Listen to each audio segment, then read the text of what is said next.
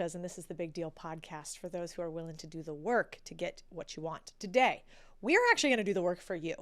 You are going to hear from a man who I think will teach you more in an hour and a half than a 4-year business degree, and you can also save the $200,000. He's the guy I call when things are going wrong in my business or when I want things to go really, really right. He has built businesses to hundreds of millions of dollars in revenue. He has partnered with Tony Robbins. He's partnered with Matthew McConaughey, and he's sort of what I often think of as the man behind the scenes when it comes to a lot of the biggest names you know building really big businesses. Dean Graziosi is his name. We're going to talk about building businesses. We're going to talk about making money. We're going to talk about what to do when people you love even tell you that something's not possible for you. We're going to talk about how do you have a marriage that you actually like, or maybe an incredible marriage. And we're also going to talk about what does it take to win in all aspects of your life, but certainly if you care about business at all. Without further ado, let's go to Dean. You've said before that one of the biggest business hacks is a happy marriage. Is that true? I think it's a hack on everything. And I can only go through 2 experiences. One, I've been in a marriage that failed. Mm-hmm. And I take full responsibility for probably being the majority of the reason it didn't work. Mm-hmm. And when you're in something like that, when you're in a relationship that's not empowering, not fulfilling, right? And again, not blaming the other person, but it's not right. You don't even realize how much of a drain that is, that when you wake up and it's on your mind, you wake up and you realize maybe there's not intimacy or maybe there's not connection in your life. But it doesn't matter. I could power through with business. I'm so strong with business. I just got this, right? But I'm blessed to see, I can only talk through experiences. I'm really fortunate to see the other side of that. You know, when my relationship ended and there was a gap, I had 2 children, and I'm like, and I won't go too deep into this, but the fact of the matter is, I just said, I'm going to be a single dad. I'm going deep on dadding, on fatherhood. And when they're off to college, I'll consider a relationship. But I remember I was with my partner and friend, Tony, and he's like, but if you were going to get in a relationship, what if you just wrote down all the things that would be an absolute must in a relationship and all the things that were unacceptable in a relationship? So I remember writing all that down. And when I got done, something pretty profound hit me. I realized, wow, you're pretty full of yourself. You want all of this.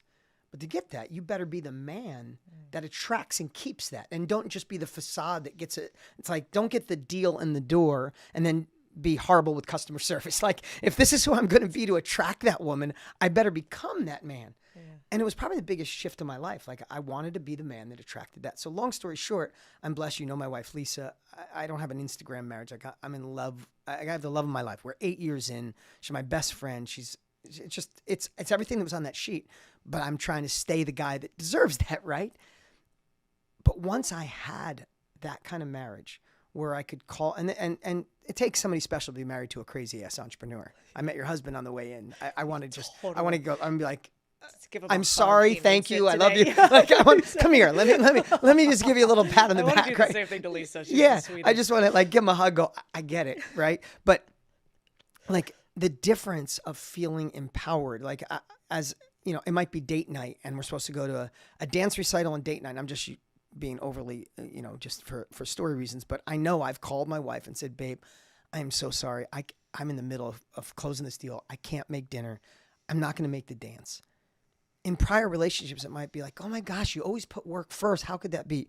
My wife now, and maybe because I give her what she needs, she would say, babe, we live this lifestyle because of you. You go kick ass in that meeting. I'll make sure the kids feel good and we'll do dinner tomorrow. I have goosebumps sharing it because that relationship is, my business has doubled since I met her. You guys, I know if you're listening to this podcast that you care about growth and you are going to be one of the few builders in this world and we need you more than ever. So one, I'm just thrilled you're here. And if you think that this podcast episode is valuable for you, imagine what it can do for others in your life. So often we share the funny, really ridiculous, useless things on the internet. Do yourself and maybe somebody you love a big favor and pass this episode along to them. Share it with them, letting them know that you care and that you want them to be successful too. Builders are rare. We need more of them. This is your chance to share the show. My relationship with my kids has gotten better. I'm better. I'm just a better human being.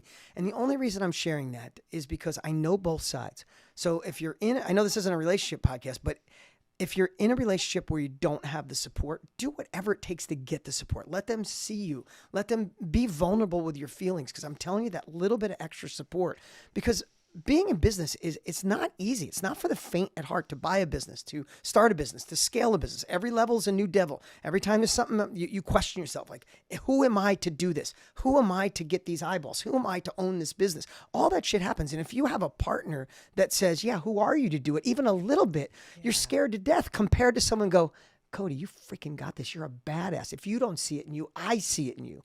So my business has grown. Who I am as a man has grown. So if you're in it, try to fix it. If you're single and you're looking, make sure it's somebody who can, you fuel their dreams.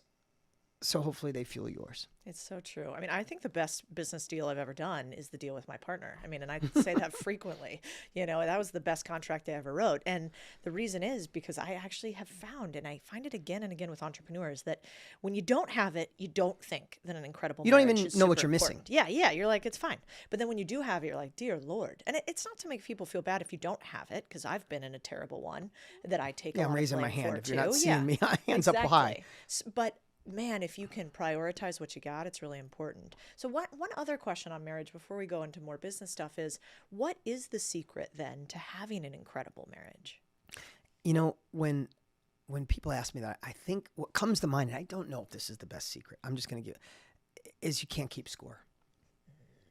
Keeping score ruins relationships. It ruins partnerships too, right? Like if I was looking at a partnership, I've watched so many times through the years. Why is everybody so attracted to opening up a restaurant? I never knew that. Like, you hardly find a restaurant that makes money, but everybody wants one. Maybe it's the significance or I don't know. But I've watched forever. Picture a great chef, right? I'm 56, so I've been on this earth for a while. I've been to restaurants and I've watched the chef in the background where the food is amazing. And somebody convinces them, hey, why would you just be a chef? Let's start the new restaurant. I'll put up the money. I've had friends do this. They put up the money, they get a great chef, they come up with a great concept, and they launch the business. At first, the marriage is amazing.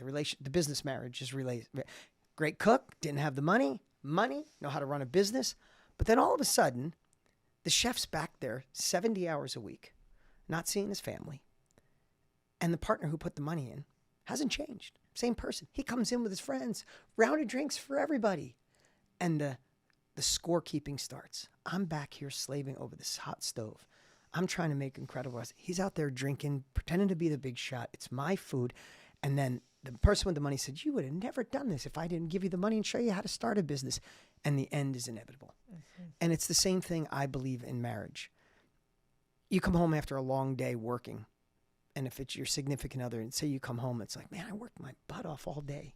And I came home, and there's not even dinner on the table, right? I'm just using this as a dramatic experience. And then you think to yourself, wow, that's so disrespectful. So that night you go to bed, and instead of laying cuddle next to each other, you're keeping score, you lay on the opposite side of the bed.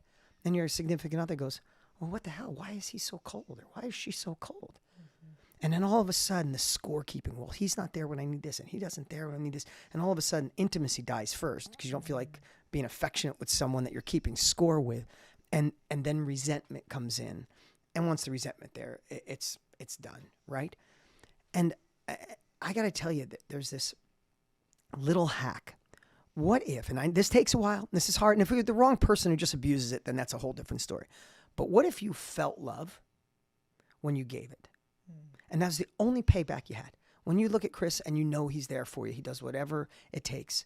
And there's something you know makes him happy. Maybe it's breakfast before he asks. And he gets up and there's breakfast made, his favorite meal, and just sitting there and he eats it. What if just seeing his smile was enough to make the score even? Without him saying, oh, Cody, you're so amazing. Thank you so much. I appreciate you. Can I do something for you?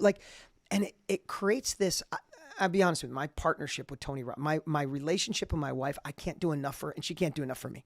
Mm-hmm. And we fight to outdo each other. It's crazy. But I built that partnership with Tony as well. We're partners on multiple companies. We co-founded Mastermind together and all these other companies. We can't do enough for each other. Like if he's going through something, has to have a little surgery on his eye or something, I'm like, what can I do? Take everything off his plate for 3 weeks. Mm-hmm. And I'll call his assistant. All the crap comes to me. 100% of it comes to me. And don't tell him. And then he finds out. He's like, oh. And then he'll do so instead of keeping score, the first phase is don't keep score. Mm-hmm. The second phase is how do I do more for you than you do for me? And it builds this thing that, the other thing too, Cody, it took me, I'm 56, like I said, it took me decades to figure this out. So it's not something that comes naturally. you guys just heard us talk about acquisitions. If you guys have ever thought about buying a business, I don't know if you know this, but we have what I think is the best education system in the world for doing acquisitions, for buying businesses, and now for scaling businesses. If you've thought about wanting to buy your next business, or right now you have a business and you want to scale it, my goal is we at Contrarian Thinking have everything you need to do that. And so if that's you, I guess I'm talking to you today.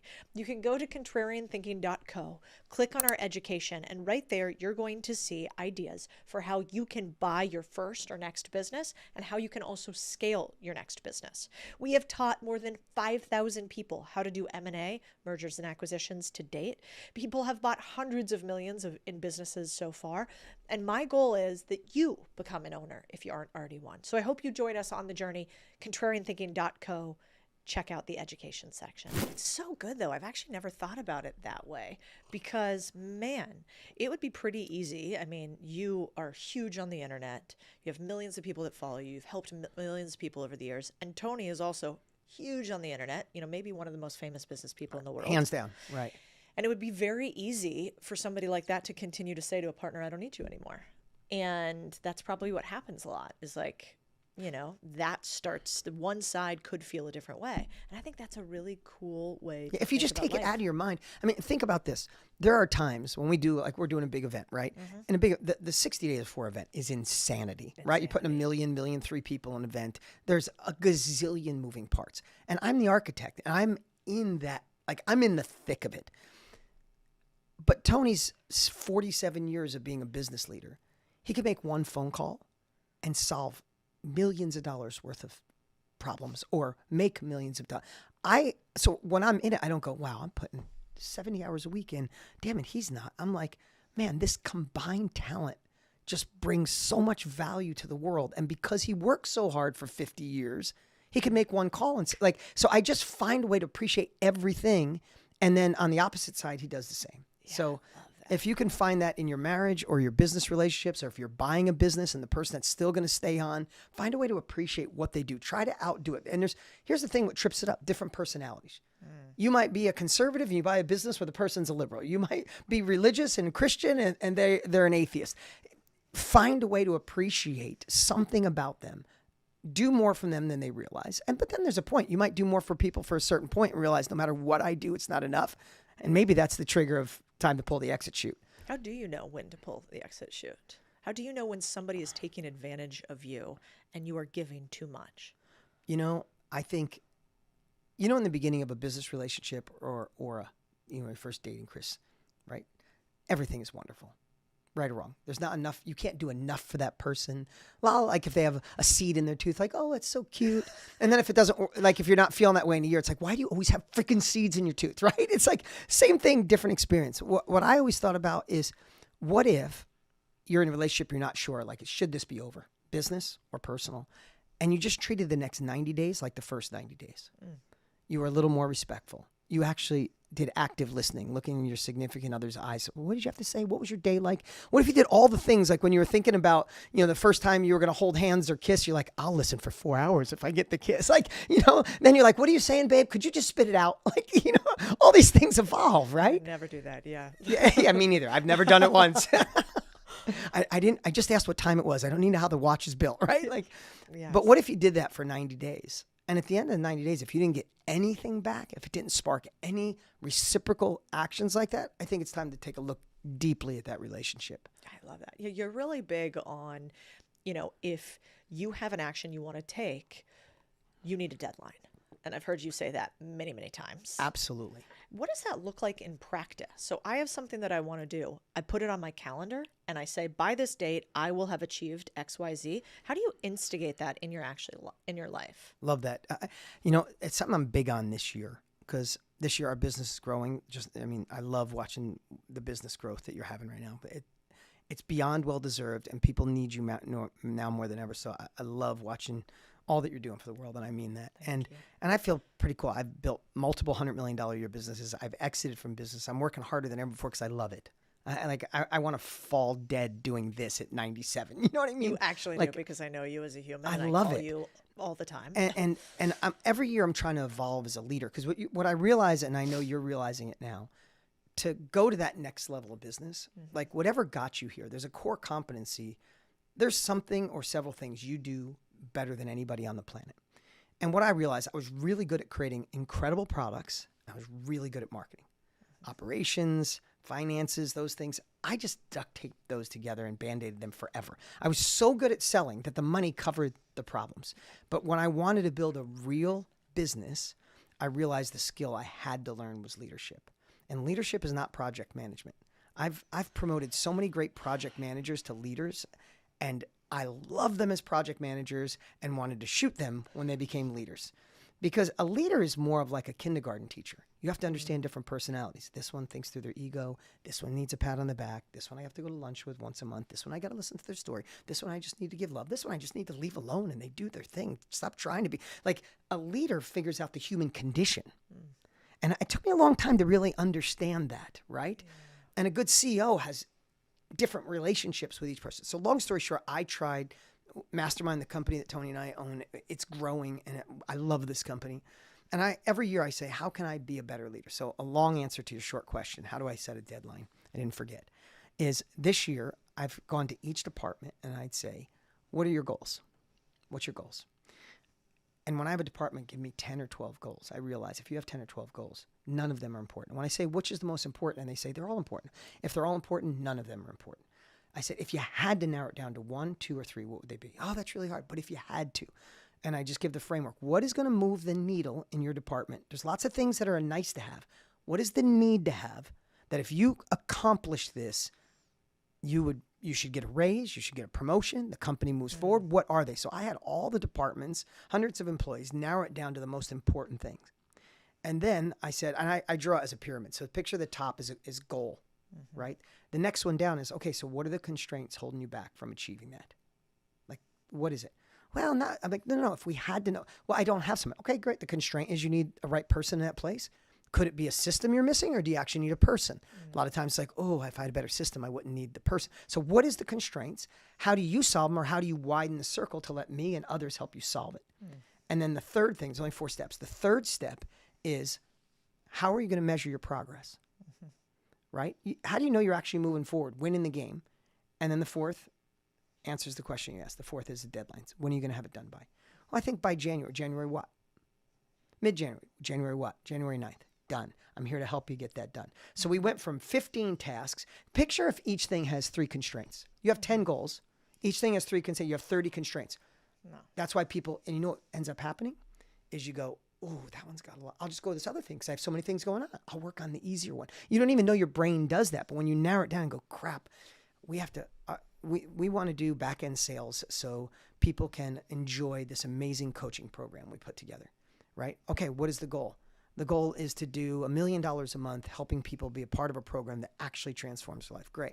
What are the constraints? We don't have the salespeople to do it. Great. Then your whole focus over the next 90 days should be getting the salespeople. What are the constraints? I don't know if I can find them. Do we do them in person? Do we do them in virtual? Great. That's the things we have to solve. How do you know if you're winning? I need to hire 2 a week. Great. What's the deadline? 3 months from now. Great. All of a sudden, that person has those 4 things, and that's all they should focus on. That's so good. I have like a to-do list in my mind right now of all the things I have to do listening to you, which is what happens every time we talk, by the way. Let's imagine that there's somebody out there right now, and they're listening and they haven't made their first $1 million. They maybe even haven't made their first $100,000. I know it's so hard to overly simplify this, but what was the biggest unlock for you to make your first $1 million? Because you have made, I'm not the IRS, but you've made millions, tens of millions, hundreds of millions. But that very first $1 million, I think, is the hardest. So what would you say to somebody who hasn't made their first $1 million yet? What do you have to unlock? Oh, wow. It's such a great question. There's so many things that I think about. But if you really boil it down, and I want to give business tactics. Let me do that on the second half. But the first one, have you, with all the people, you get amazing people to sit in this chair. You've met such incredible people. You just surround yourself with great people. If you look at the common denominator of successful people, is they have just a little bit more hunger than anybody else, right? I mean, you think about it. Why do most people who hit lotto go broke? Because they have resources, but they don't have resourcefulness. So if I think about it, like I'm going to give you a tactical answer. I can tell you about marketing. I tell you all about those things. And I want to talk about all that today. But foundationally, maybe because I've been in this industry so long and I've built multiple companies, is if you don't have a hunger that's super strong, when you hit obstacles, when things go wrong, you go, oh, I can't believe that happened. All right, let me give it one more try. Compared to, there is no more one try. I will persist until I succeed. I will crawl across glass. I will break through steel. I will climb a mountain, whatever it takes. It's not, I guess I'll give it one or two more tries. It's you just try until you find the answer. And the most successful people you know, even in your own life, as you're listening or watching right now, you know that they didn't set like 3 failures and then I go back to the job I hate. It's like you burn the boats. There's no B plan. And that is something that's why Tony and I work so hard on helping people have an unstoppable mindset. And then we give them a business plan. Yeah. Because you can give the greatest business plan to somebody who's not committed, or you can give a crappy business plan on a yellow pad to someone who's committed and hungry. And I'll take them 100% of the time. So the first thing is hunger. And that hunger leads to resourcefulness. And that resourcefulness leads to persisting till you succeed. That's number one. Number 2 is, I wish someone would have told me this earlier in life, and I know you have found it way earlier than I did. But you have to model proven practices. Like that is just, I mean, I know it sounds simple in your life. Maybe I'm just a reminder service for everybody listening or watching today. But somebody has already done what you're hoping to do. Stop trying to figure out how and start thinking who. Who has already made $1 million in this space and I haven't? Who has already bought multiple companies? Who has already doubled the size of their marketing or doubled the size of their business? Who has broken through from one shop to 50 of them across the country? Who has already done it? And then do everything in your power to understand what they've done. If they offer coaching, get it. If you can be a mentor for free, get it. If you can build reciprocity by doing something for them first, do it, because they have the plan. And most people don't even know that they have the plan, but you can extract it. So hunger and modeling proven practices. It's so good. Yeah, we always say, first you imitate, then you iterate, then you innovate. Oh, I not the other way around. Yeah. You know? Oh, that's so good. Oh, that was the clincher. Is not the other way around. Right, because everybody was like, well, we'll go ahead and try this thing. And it's like, why? Well, my gut says so. What's your gut based on? Do you have a history of proven success in this? Have you modeled proven practices? We're not curing cancer here, unfortunately. Like, we are doing things that other people have already done before. So I think it's so big. And it kind of takes me to this random next idea from you, which is you have helped millions of people create a ton of wealth in their life. That mindset part I didn't used to understand. I used to think tactics, just because that's how my brain works. I'm like, just give me steps 1 through 7. And I didn't realize that most humans will fail miserably if you just give them the how-to instead of the why-to, which I learned from you guys. You've also partnered with some huge names to break through in a way that isn't normal for most people. Can you tell me about the time that you partnered with Matthew McConaughey on your big, huge event? What happened? And how did you talk one of the world's biggest celebrities into sharing how he lives his life? Yeah, great question. That was so much fun, by the way. It looked so much fun. I was texting you is he as cool as he's... No, don't tell me if he's not. Yeah, I don't want to and I remember texting you back he's actually cooler. Oh, he's just the coolest dude. I'll put it this way. His work ethic is off the charts. And I'll tell you, I'll answer the question, but his work ethic's off the chart. And I'll start from the beginning. The beginning is I listened to Green Lights. Did you listen to the book? The book's incredible. I got done with the book. And I don't like celebrity memoirs. No. Do not care. So a couple of things. Why I respected it, first off. He didn't come at it as like a memoir of a star. Yeah. What he said was, I've been journaling for 30 years. I found all the journals. And I geeked out for 6 months. And he went through all his old journals. He said some of it was painful. But he found the patterns that led to success and the patterns that led to failure. And I'm like, how could you not listen to every single word of 30 years of success and failure, right?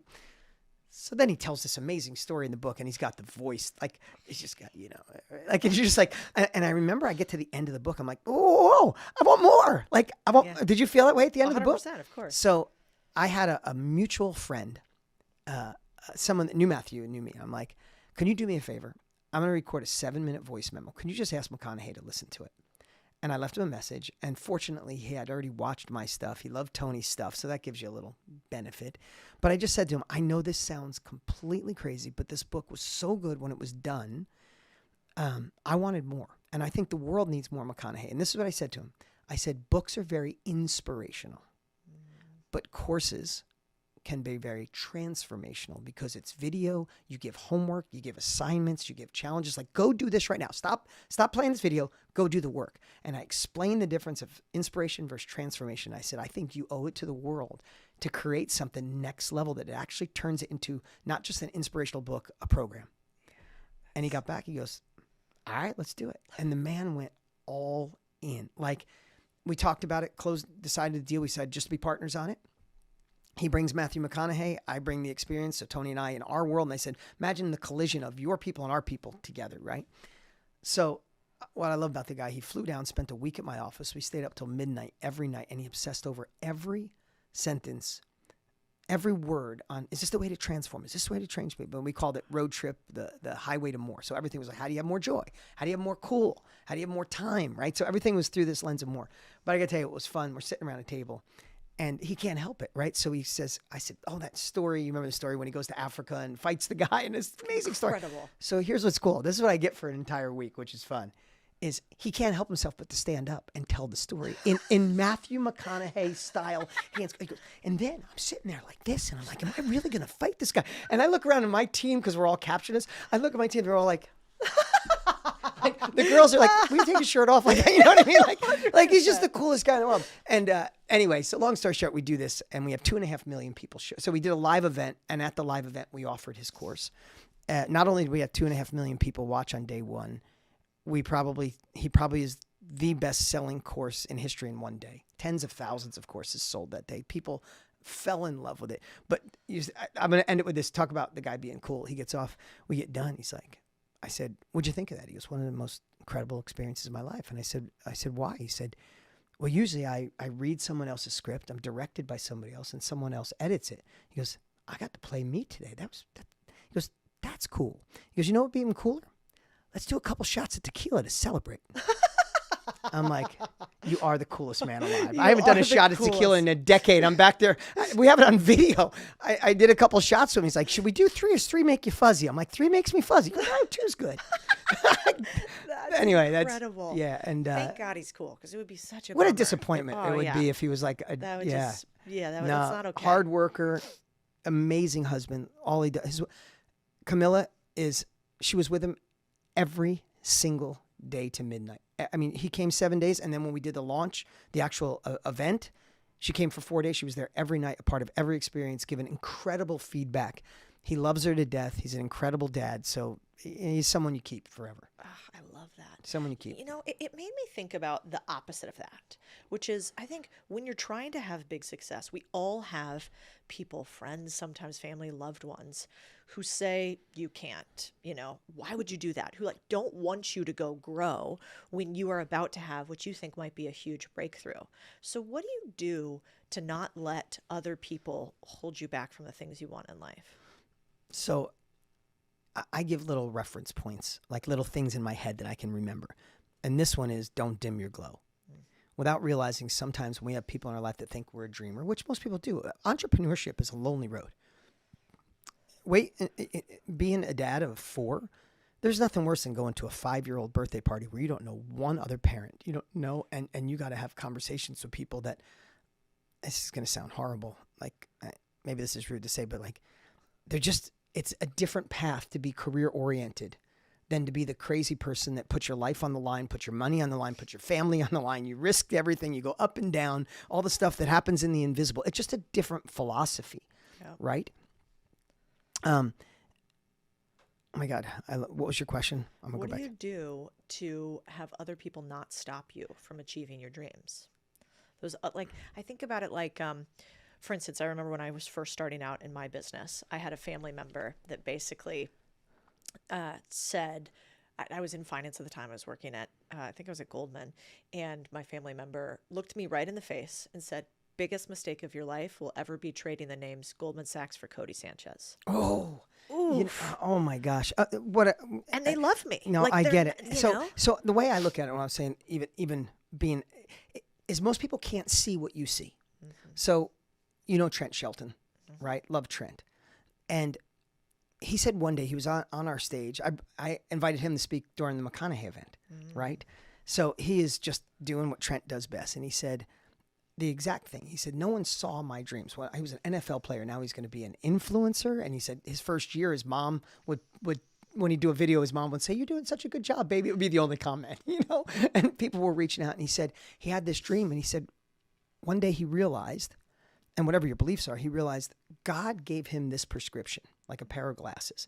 And he said, when I put my dreams on, my glasses, I see crystal clear the man I'm becoming. He said, but my wife and my sisters, my people in my life, if I give them my glasses, it's blurry. So how can I expect them to see the vision that I have? He said, God gave me this prescription, this dream, this goal on my heart. And when he said that, it's like, wow, like the only thing I could say is it is the biggest question I've gotten in 40 years is how do I get my wife on board? How do I get my husband on board? How do I get my family on board? They think I'm crazy. And what I'd say is you can't let someone who's not achieving and hasn't done what you want to do give you advice. It's like your broke friend telling you how to get rich, your single friend telling you about relationships. And you got to remember, this is downloaded in your heart, your soul. And you got to find a way to just not dim your glow to match the people around you. Because I truly believe the biggest regret we could ever have is getting to the end of our lives and realize we missed it. I mean, life's going fast and we only got one shot at this. I don't want to get to the end and go, I played small because my husband didn't believe in entrepreneurship, or I played small because my parents thought college and this career was better. I think it'd be the biggest regret of your life. I think you would ask God or the universe or whatever you believe in, like, can I go back and do it again?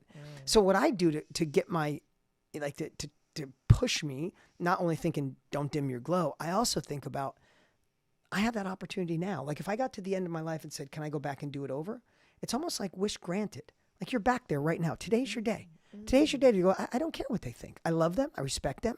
I'm not going to ask their permission anymore. I'm not going to ask their advice anymore because they're not qualified for advice. I'm going to find somebody who's already done what I want to do, and I'm going to use them as my inspiration. That's my new mentor. That's my new path. And just like the Theodore Roosevelt man in the arena, right?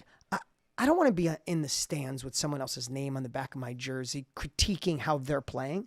I want to be in the field where they say getting bloody, getting marred, and at least at the end, I'm going to paraphrase this terribly, but at the end of that, if you don't know it, go Google man in the arena.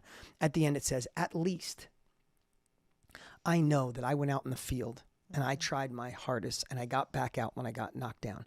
But at best, being out in the game allowed me to live into who I'm meant to be.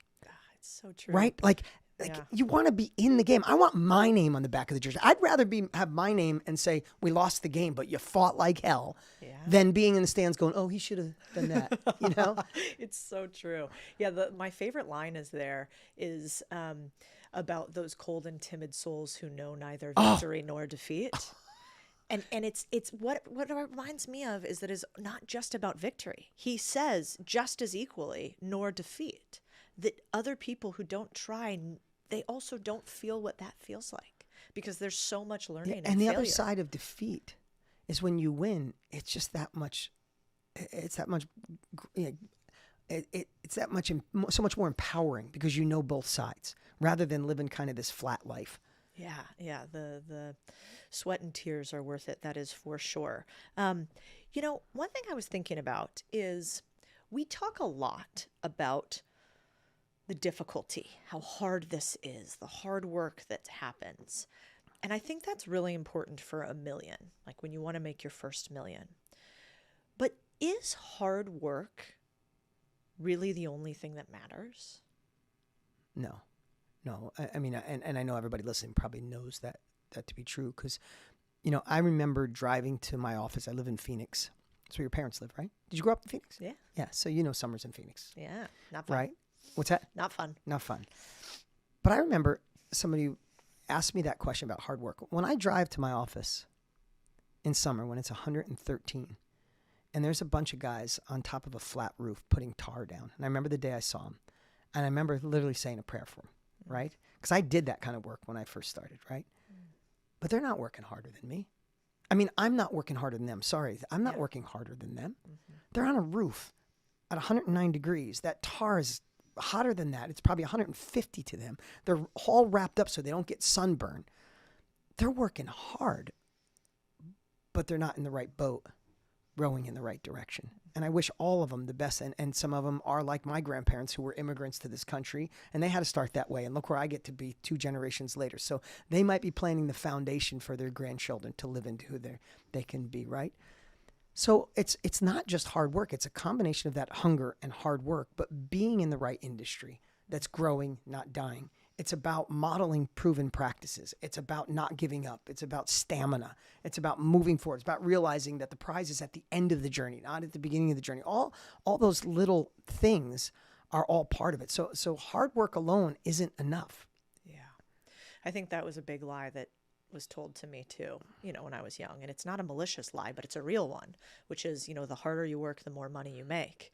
And I do think the harder you work, the more opportunities you get. Of course. And then absolutely. you get to seize those. But I'm wondering, so if we say now, it's not just hard work, how do you figure out what work matters? How do you figure out if you are doing the work that will make you more money or just being busy? Yeah, it's so good. I think I used to draw this on a whiteboard and picture like a bullseye, right? There's an outer ring, and then the dot in the middle. And there are things that you do, that I do, that when we do them make us the most money in our company, right? If I had to ask you, what do you think moves the needle for you the most? Is it relationships and negotiating deals of buying a business? Relationships, hiring. Right. So let's just say, I'm just going to throw out a crazy number. When you're in that center circle, you make $10,000 an hour. Excuse the rough number. And then the outer rings, there's stuff that you still do, we all do, that someone would do for $20 an hour. True? True. Right? And you're just like in a hypnotic rhythm. You don't even realize you're still doing certain things. You're still searching emails and you're still staying up doing text messages. You're like, oh my gosh, AI could do this, or someone else could do it. I could automate this. I could delegate this, or I could just eliminate this, right? But each of us, if we can build our businesses and thinking through, there are certain things I do. When I do it, it's $1,000 an hour, $10,000 an hour, $100,000 an hour, whatever it is, because it's so unique. I would just say, polish that diamond. Get better at the thing that moves the needle the most. Try to recognize that. And that's where your energy, your effort should go. And then it's, how do you get an ROI? By letting people do the stuff in the outer rings. And it's an evolution. It doesn't happen overnight. The way I used to explain it is, kick all the stuff you could get somebody $20, $30 an hour. Can you make $20, $30 an hour doing the thing you do? Everybody goes, yes, I absolutely can. Great. Then hire somebody to do that outer ring. I don't know if it's a personal assistant that stops you from going to Home Depot and stops you from dropping your dry cleaning off and stops you from grocery shopping and stops you from cleaning your house. Get somebody to do that, but replace that time immediately with the needle mover. And then as you get more and more in business, you get closer to the ring. There might be a time where something's $300 an hour, but you're making $3,000 an hour, so you still hire the COO, who's that much money because you get to do your thing. And I think that's just a different way to look at it. I got to tell you a quick story. Is my mom came to visit me, I don't know, probably 7-10 years ago. I live in Arizona. She lives on the East Coast. So she comes out, and this has been my philosophy forever. And the reason I work so hard is I retired my mom when I was young. My parents split. She didn't have money. She worked 3 jobs. If I look back at my first memory of wanting to be successful was to retire my mom. One of the sweetest women in the world. I like to think of her as a badass without a blueprint. Like, she's such a good woman. She just didn't know what to do with herself. So she cut hair, cleaned houses, painted houses, just manual labor to get. So long story short, she worked hard her whole life. And one of the reasons I worked hard is because of her. Anyway, long story short, she comes to my house and she's there for a couple of days. And she said, babe, I realized your garbage bins are filled. When do you drag them out to the street? What day comes? I'll bring them out for you. I'm like, I don't know, Mom. She goes, what do you mean? When do you take the garbage out? I said, I never have. She goes, you've lived here for 5 years. She goes, baby, don't tell me you pay someone to take your garbage out. I said, I don't just pay somebody to take my garbage out. I pay people to change my light bulbs, to go fill up my gas in my car. And I named all those things. She goes, oh my God, I think you got too big for your britches, honey. And I said, sit down, Mom. and you've never made more than $30,000 in your whole life. Let me tell you how it really works. When someone's getting gas in my car, changing a light bulb, mowing my yard, taking out my garbage, picking up my dry clean, I'm in there writing my book, or I'm writing a sales letter, or I'm building a new course, or I'm doing new training. And when I'm in that computer working, I might make $10,000 an hour.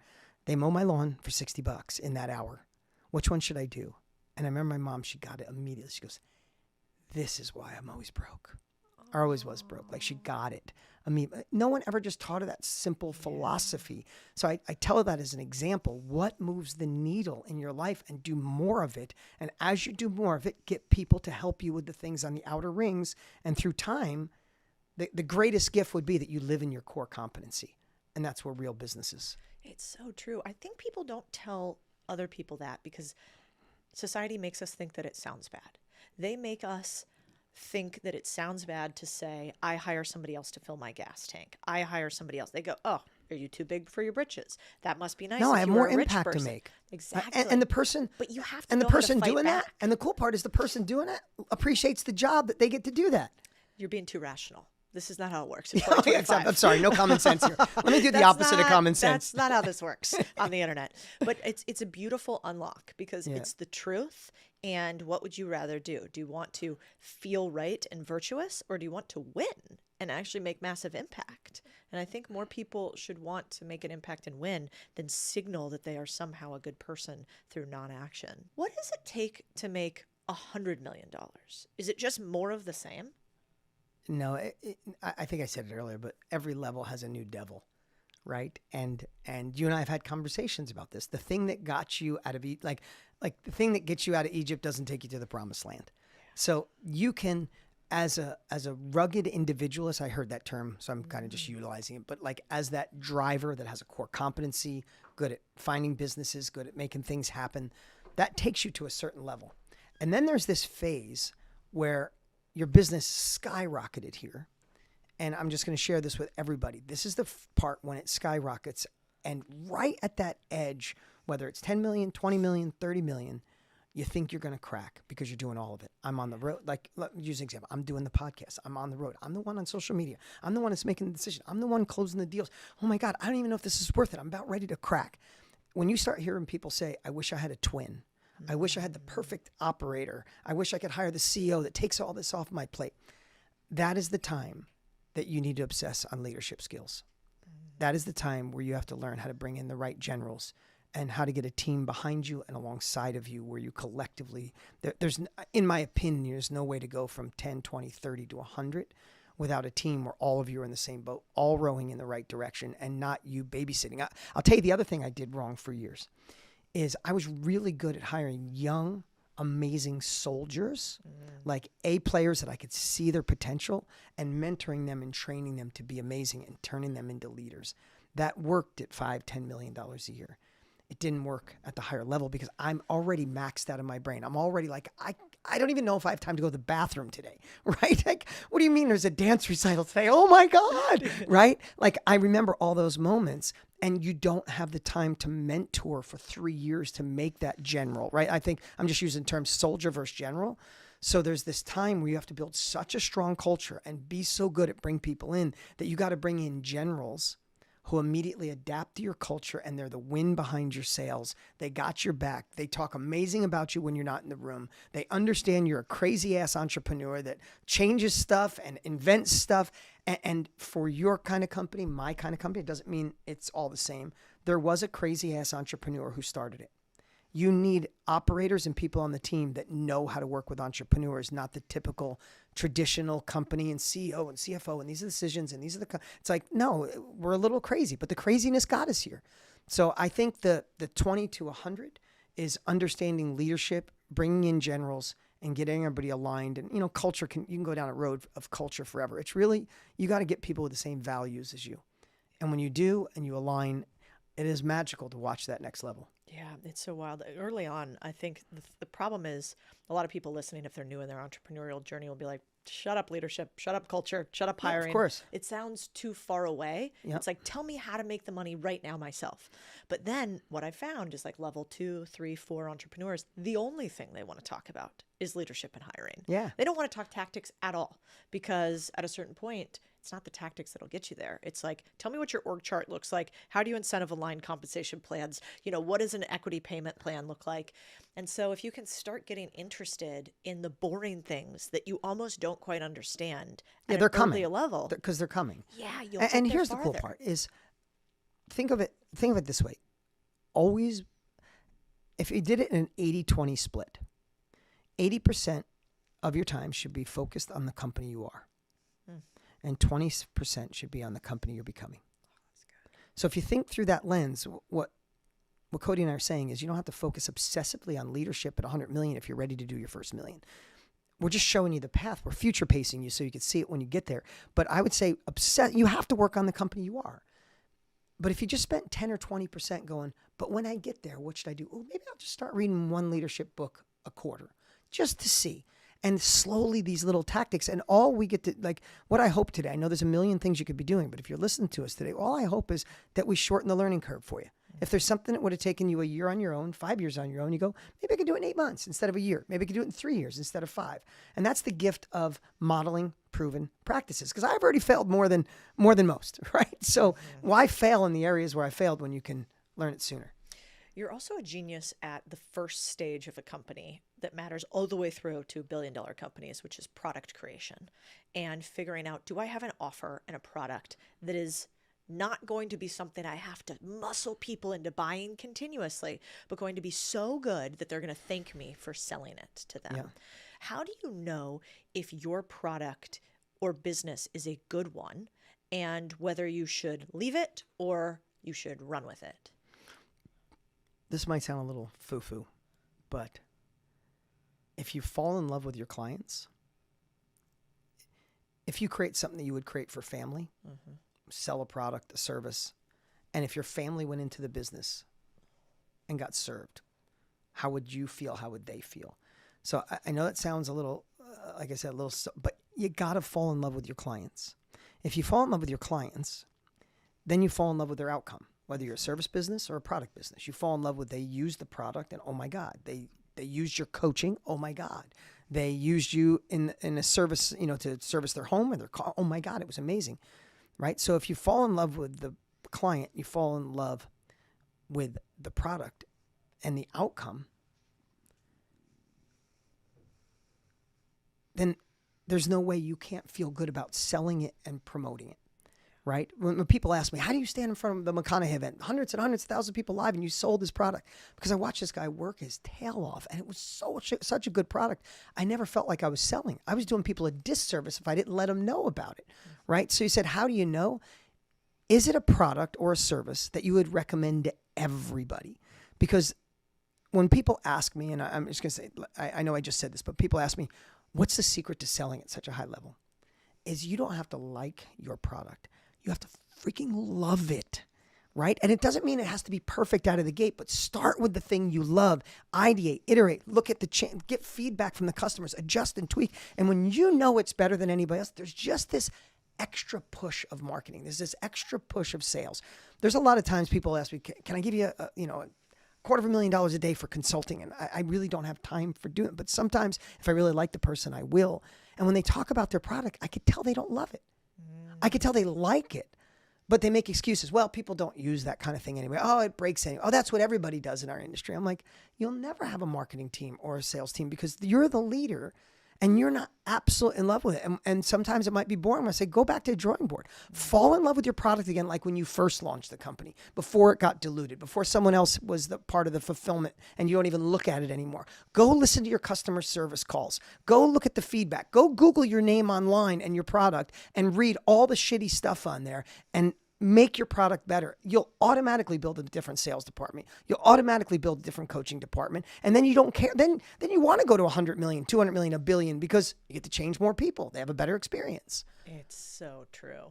And you know what's so interesting is that most people won't do that second part, which is instead they'll make excuses why they said that online. That person's lazy. Happened. They don't like anything. They don't like the dinner. They don't like, right? Exactly. And we have a rule at our company that you're never allowed to talk badly about a customer, ever. I love it's it. not that the customer's Same always here. right. I don't actually believe that. I don't believe that either. But you are never allowed to talk bad but about the customer. Even with someone who isn't right, I always find an essence of truth.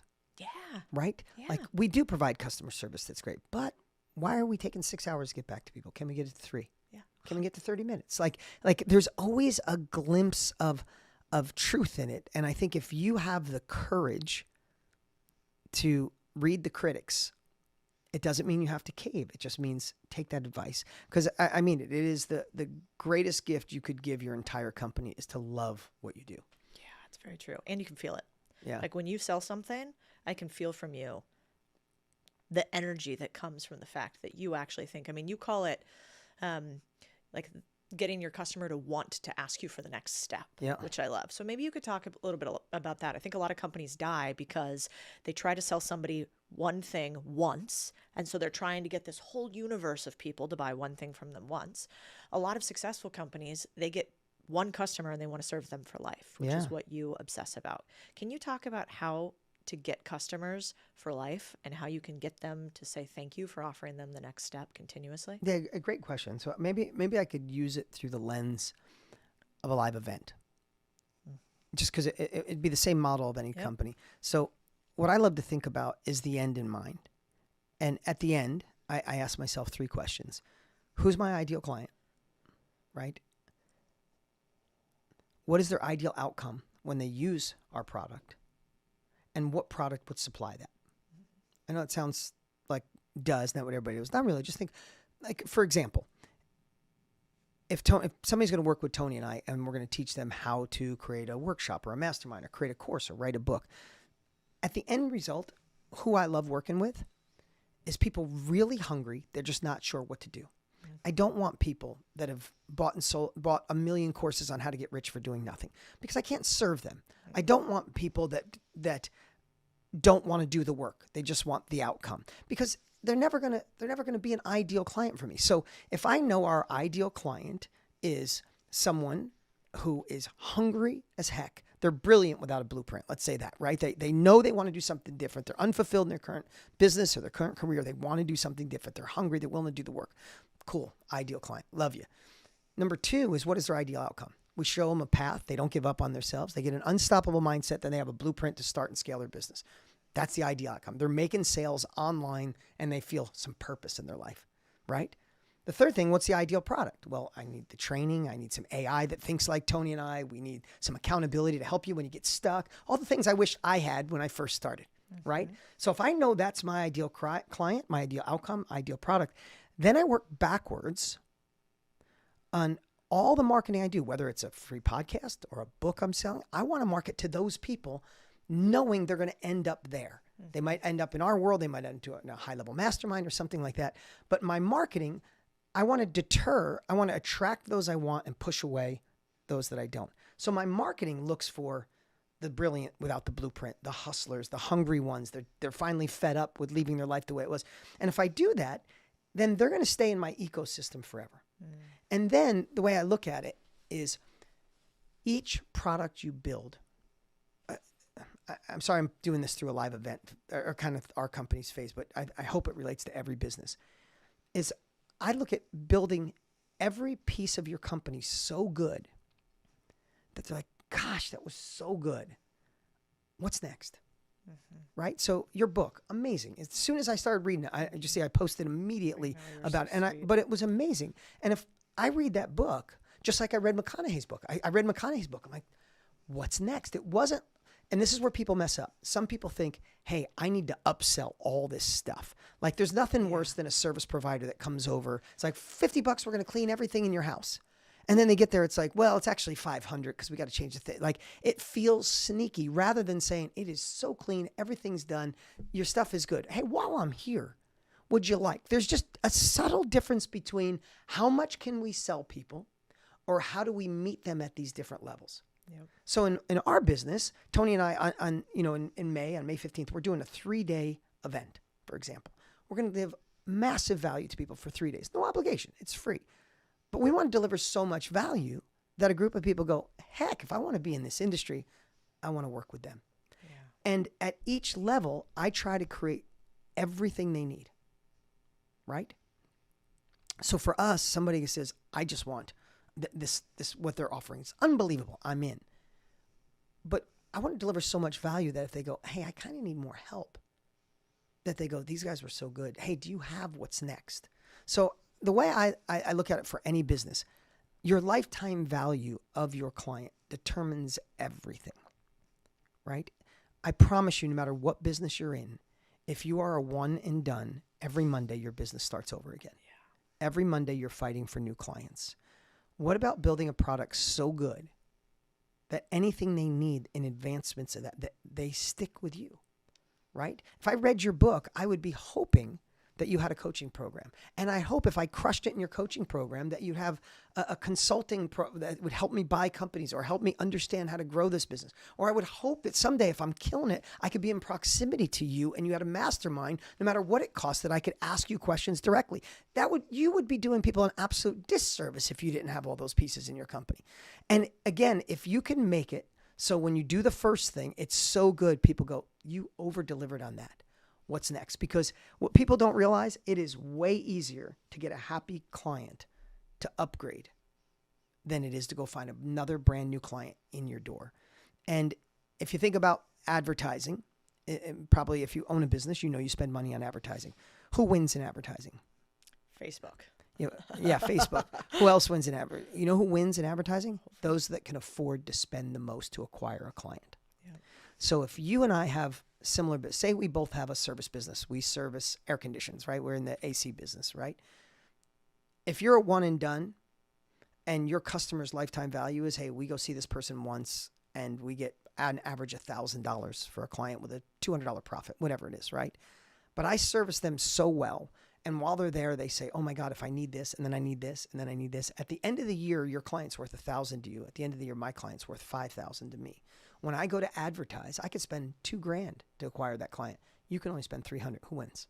You. Right. So it's not just a matter of selling more. It's about serving them at every level, knowing your lifetime value. You should know 6 months, 1 year, and 3-year lifetime value. Reverse engineer, and that's what you can afford to acquire a client. And most people don't do that. They're one and done, and that's why they struggle.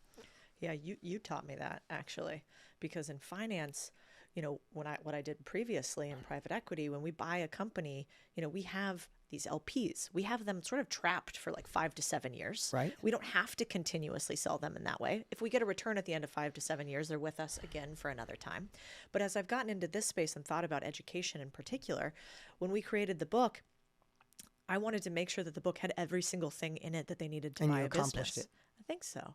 And that was my goal. I was like, we're not going to hold anything back. Everything goes in there. But the problem is that if you only have the book, but you don't have a hand to hold, I think your success in buying a business is going to be lower. Think about the greatest gym you could ever go to. Mm-hmm. Think of a gym that holds nothing back. They have the greatest equipment. They have an oxygen chamber. They have hot sauna. They have red light therapy. They have spin, yoga, free weights, everything. It's got everything you need to get in shape. But what do most people need to get in shape? Accountability. So the way I look at it in our space is give them everything they need. If they can accomplish it on their own, amazing. That's how you get a good reputation. Yeah. Cody wrote a book that's everything you need. Raising my hand, though, I need someone to help me. I need somebody to keep me accountable. That's how they go, Cody, do you have anything else? Yep. Can you hold me accountable? Right. And then it's usually, one more thing, especially in this space, but maybe you can relate it to any business you're in. It's usually not more stuff that you share. Yeah. It's helping people actually do the thing that's in the book. It's less right stuff at the right time for them, which is what we've been obsessing on lately. Like there's so much you can learn about acquisitions, but if you learn about how to finance the deal and you haven't even figured out what a deal looks like for you, it's going to be kind of useless. True. So it's like, how do we pace you exactly to the spot that you need so you don't get overwhelmed, so you don't get discouraged? Because I think, and I've heard you say before, that it's not hard to start a business. It's hard to keep going in the business when nothing's working, yeah. Right?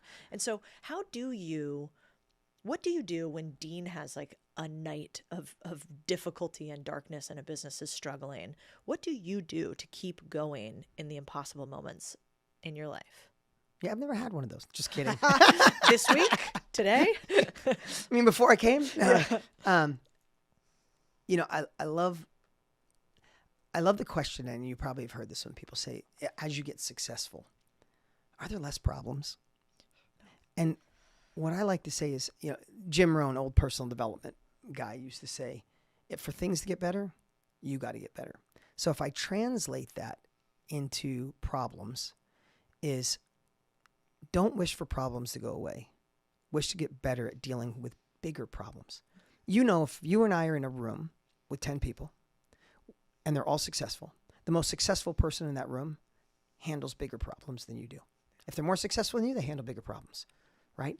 So when those things happen, when it goes sideways, and maybe because I just time decades in business, I don't, like, I think there's a misnomer that like, oh, I appreciate the failures because it makes me stronger. No, I hate every freaking one of them, right? But I do know at this phase of my life that every problem I solve sharpens the iron. No one's ever going to get me again. Yep. I'm never going to make that mistake again. I solve something bigger. I solve something stronger. So what drives me through is two things. I still have my old deep beliefs that got me going in the first place, that I need to be in control of my decisions, my calendar, I want to be that dad. I take my kids to school every day. I make them breakfast. I do as much as I can with my kids. I never want to miss date night. So I have these things in my mind that are like my compelling why that make me put tears in my eyes. So when I'm having a bad day, I'll go all the way back to go. I don't want to go backwards. I want my kids to have choices, and I need to be in control of my calendar. Get this shit done. Excuse my language. Get it done. Make it happen. But secondly, I don't love the experience, but I know because of doing it that if I go through the storm, I am a better version of me on the other side of the storm. I went through a divorce. That was a storm.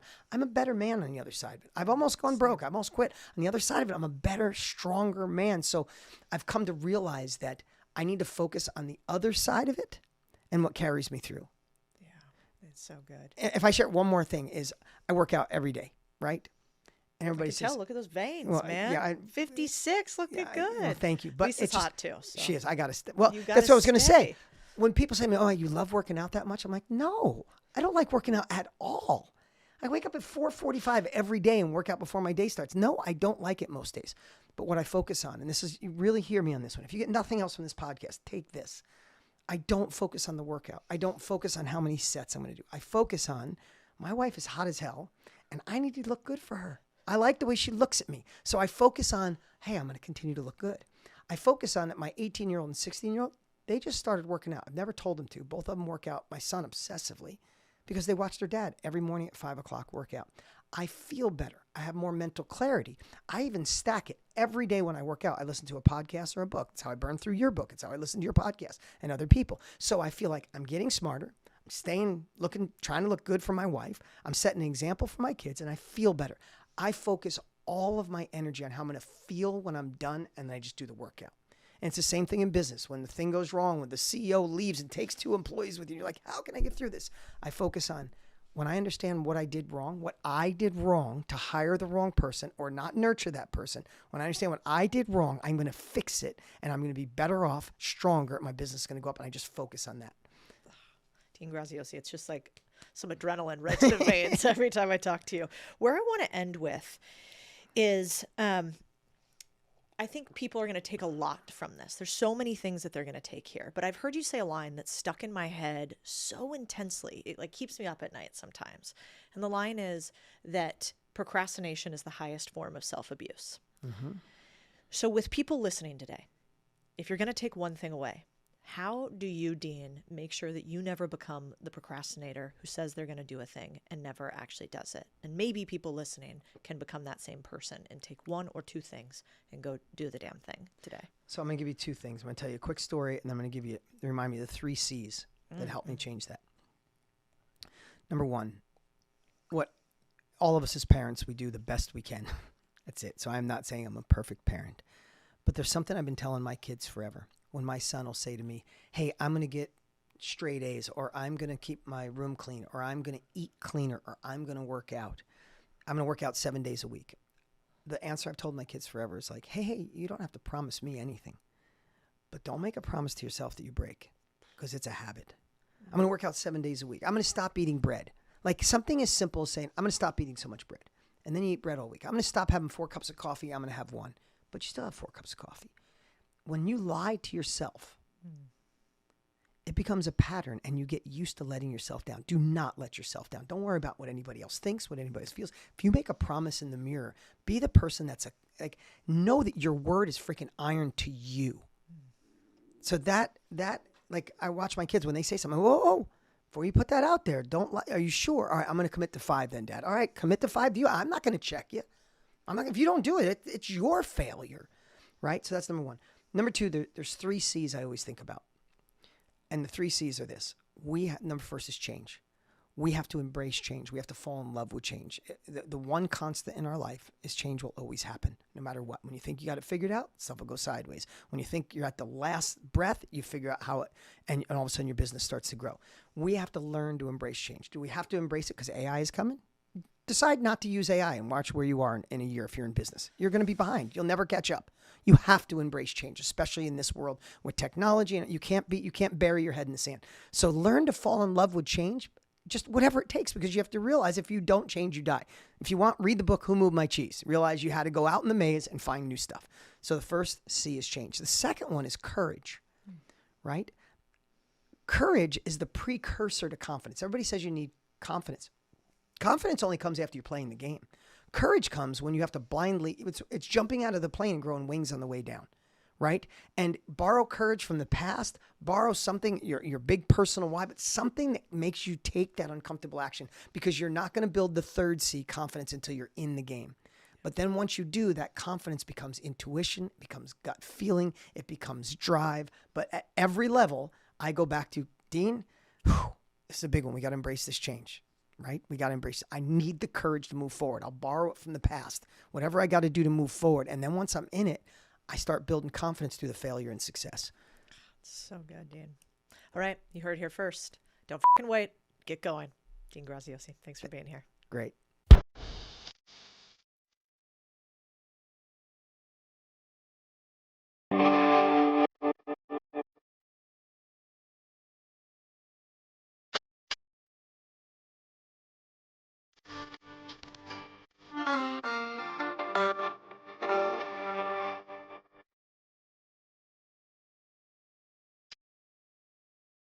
The things that I do in the morning now are really focused on creative work, writing. That's when I feel most creative. So like this book got basically written from like 5 a.m. to 8 a.m. over the course of 3 years. To me, in order to be able to write and be creative at 5, I needed to like get up at 4, and it was the ice bath was like the biggest thing for me.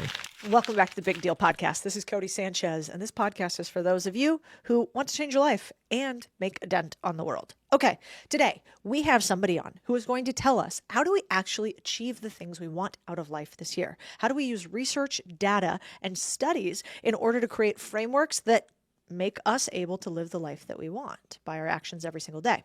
We're going to steal habits from my friend Sahil Bloom, who is an author of the brand new book, 5 Types of Wealth. He is also a former private equity investor. He has millions of followers online, and he's known for one thing really interesting in my mind, which is taking frameworks from some of the best minds out there and applying them to everyday life. These frameworks led him to get mentors like Tim Cook, famously of Apple, running the joint. Also another friend of mine, Arthur Brooks, from Harvard, who famously wrote a book with Oprah. And so Sahil has this unique ability with his sort of private equity-like mind to go out into the world, pull together how high performers use data and frameworks in order to make our lives better. And when he talks about wealth, it's not just the same way we typically do on this podcast. We're not talking about just money, but we're talking about living an extensive life. So I think you guys will really enjoy this conversation. This is so applicable and so tactical for hitting your goals in 2025. Let's get into it. Okay, I want to start out with a concept that you got in front of millions of people and kind of changed how I think about life, actually. And I think for a ton of people on Twitter, it was the same thing, which is your idea of time billionaire. Can you talk about that a little bit? Yeah. The first time I came across this was, I think it was on the Tim Ferriss Show podcast. An investor named Graham Duncan, who is a very successful investor, talked about this idea of the time billionaire. And as I went through the whole book research process, I spoke to Graham, and he basically said that during his career as an investor, he would interview hundreds of young people that were coming and joining his firm. And they all had the same goal, which was to one day become billionaires, dollar billionaires, to go make $1 billion. And what he said was that they were all billionaires in one very important way. They were time billionaires. They quite literally had billions of seconds left in their life. A billion seconds is roughly 30 years. So like when you're 20, you have maybe 2 billion seconds left. When you're 50, you have 1 billion seconds. And that idea is a really important one because what it implies is that time is your most precious asset. It is quite literally the only thing that you can't get back. And yet, as young people in particular, we never think about our time. We basically live in this world where time is nothing to us. We think we're immortal. And then at the very end, it's the only thing that you think about, but it's too late. It's gone at that point. And so the call to action around that idea of the time billionaire is to recognize that time is your most precious asset, to become aware of it. And the question that I go and ask people, especially young people, is would you trade lives with Warren Buffett? He's worth $130 billion. He has access to anyone in the world. He reads and learns for a living. He flies around on private jets, does all these fancy things. But you wouldn't trade lives with him because he's 95 years old. There's no way you would agree to trade the amount of time you have left for all of the money in the world. So you know in the back of your mind that time has incalculable value. And yet, on a daily basis, how much time are you wasting? Sitting on your phone, scrolling around, worrying about other people, stressing over dumb things, comparing yourself to others, all of these stupid things that we do when time is the only thing that matters in the end. It's so good. You had this visual I remember from back in the day where you basically have, a father and a son, and you see the flip, right? So from the father taking care of the son to the son taking care of the father. And it was so poignant, which is what I like about a lot of your frameworks and the book, is you put these visuals to them too, where it's kind of like a kick in the gut. You're like, all right, Sahil, copy. I got it. Like no more scrolling. Take it easy. But I really like that. You also said this quote that I loved, which was, every single thing you do today is something that your 90-year-old self will wish they could go back and do. The good old days are happening right now. I was wondering for you, since most people never think about time, you think about it a lot. When did that flip and why? In 2021, I had a single conversation that changed my life. I was out for a drink with an old friend, and we were just catching up, and he was asking how I was doing. And I had spent the last 7 years of my life rising through the ranks in the finance world. I was working 80 to 100 hours a week. I was making more and more money, and thinking that that was how I was going to reach the land of success and happiness. And a lot of other areas of my life had started to suffer. Namely, I was living very far away from my parents, 3,000 miles away, and they were getting older. And so my friend asked how I was doing in this moment, and I said that it had started to get tough being so far away from my parents. They had started to show chinks in their armor, if you will. They were mortal. And he asked how old they were. And I said mid-60s. And he said, how often do you see them? And I said, maybe once a year. And he looked me in the face and just said, okay, so you're going to see your parents 15 more times before they die. And I remember feeling like I had been punched in the gut. I mean, the idea that the amount of time you have left with the people that you love most in this world is so finite, so countable, that you can put it onto a few hands, shook me to my core. And in that moment, I recognized that something had to change. That if we didn't make a change, I was going to wake up one day and wonder what the fuck I just did with my life. And that was the spark of this entire journey, of starting to recognize and appreciate time and starting to realize that you are actually much more in control of your time than you think. And the next day, we made a decision. My wife and I had a candid conversation, and within 45 days, I had left my job. We'd sold our house in California and moved across the country to live closer to my parents. And so we took that number, 15, and turned it into, now it's in the hundreds. I see my parents multiple times a month.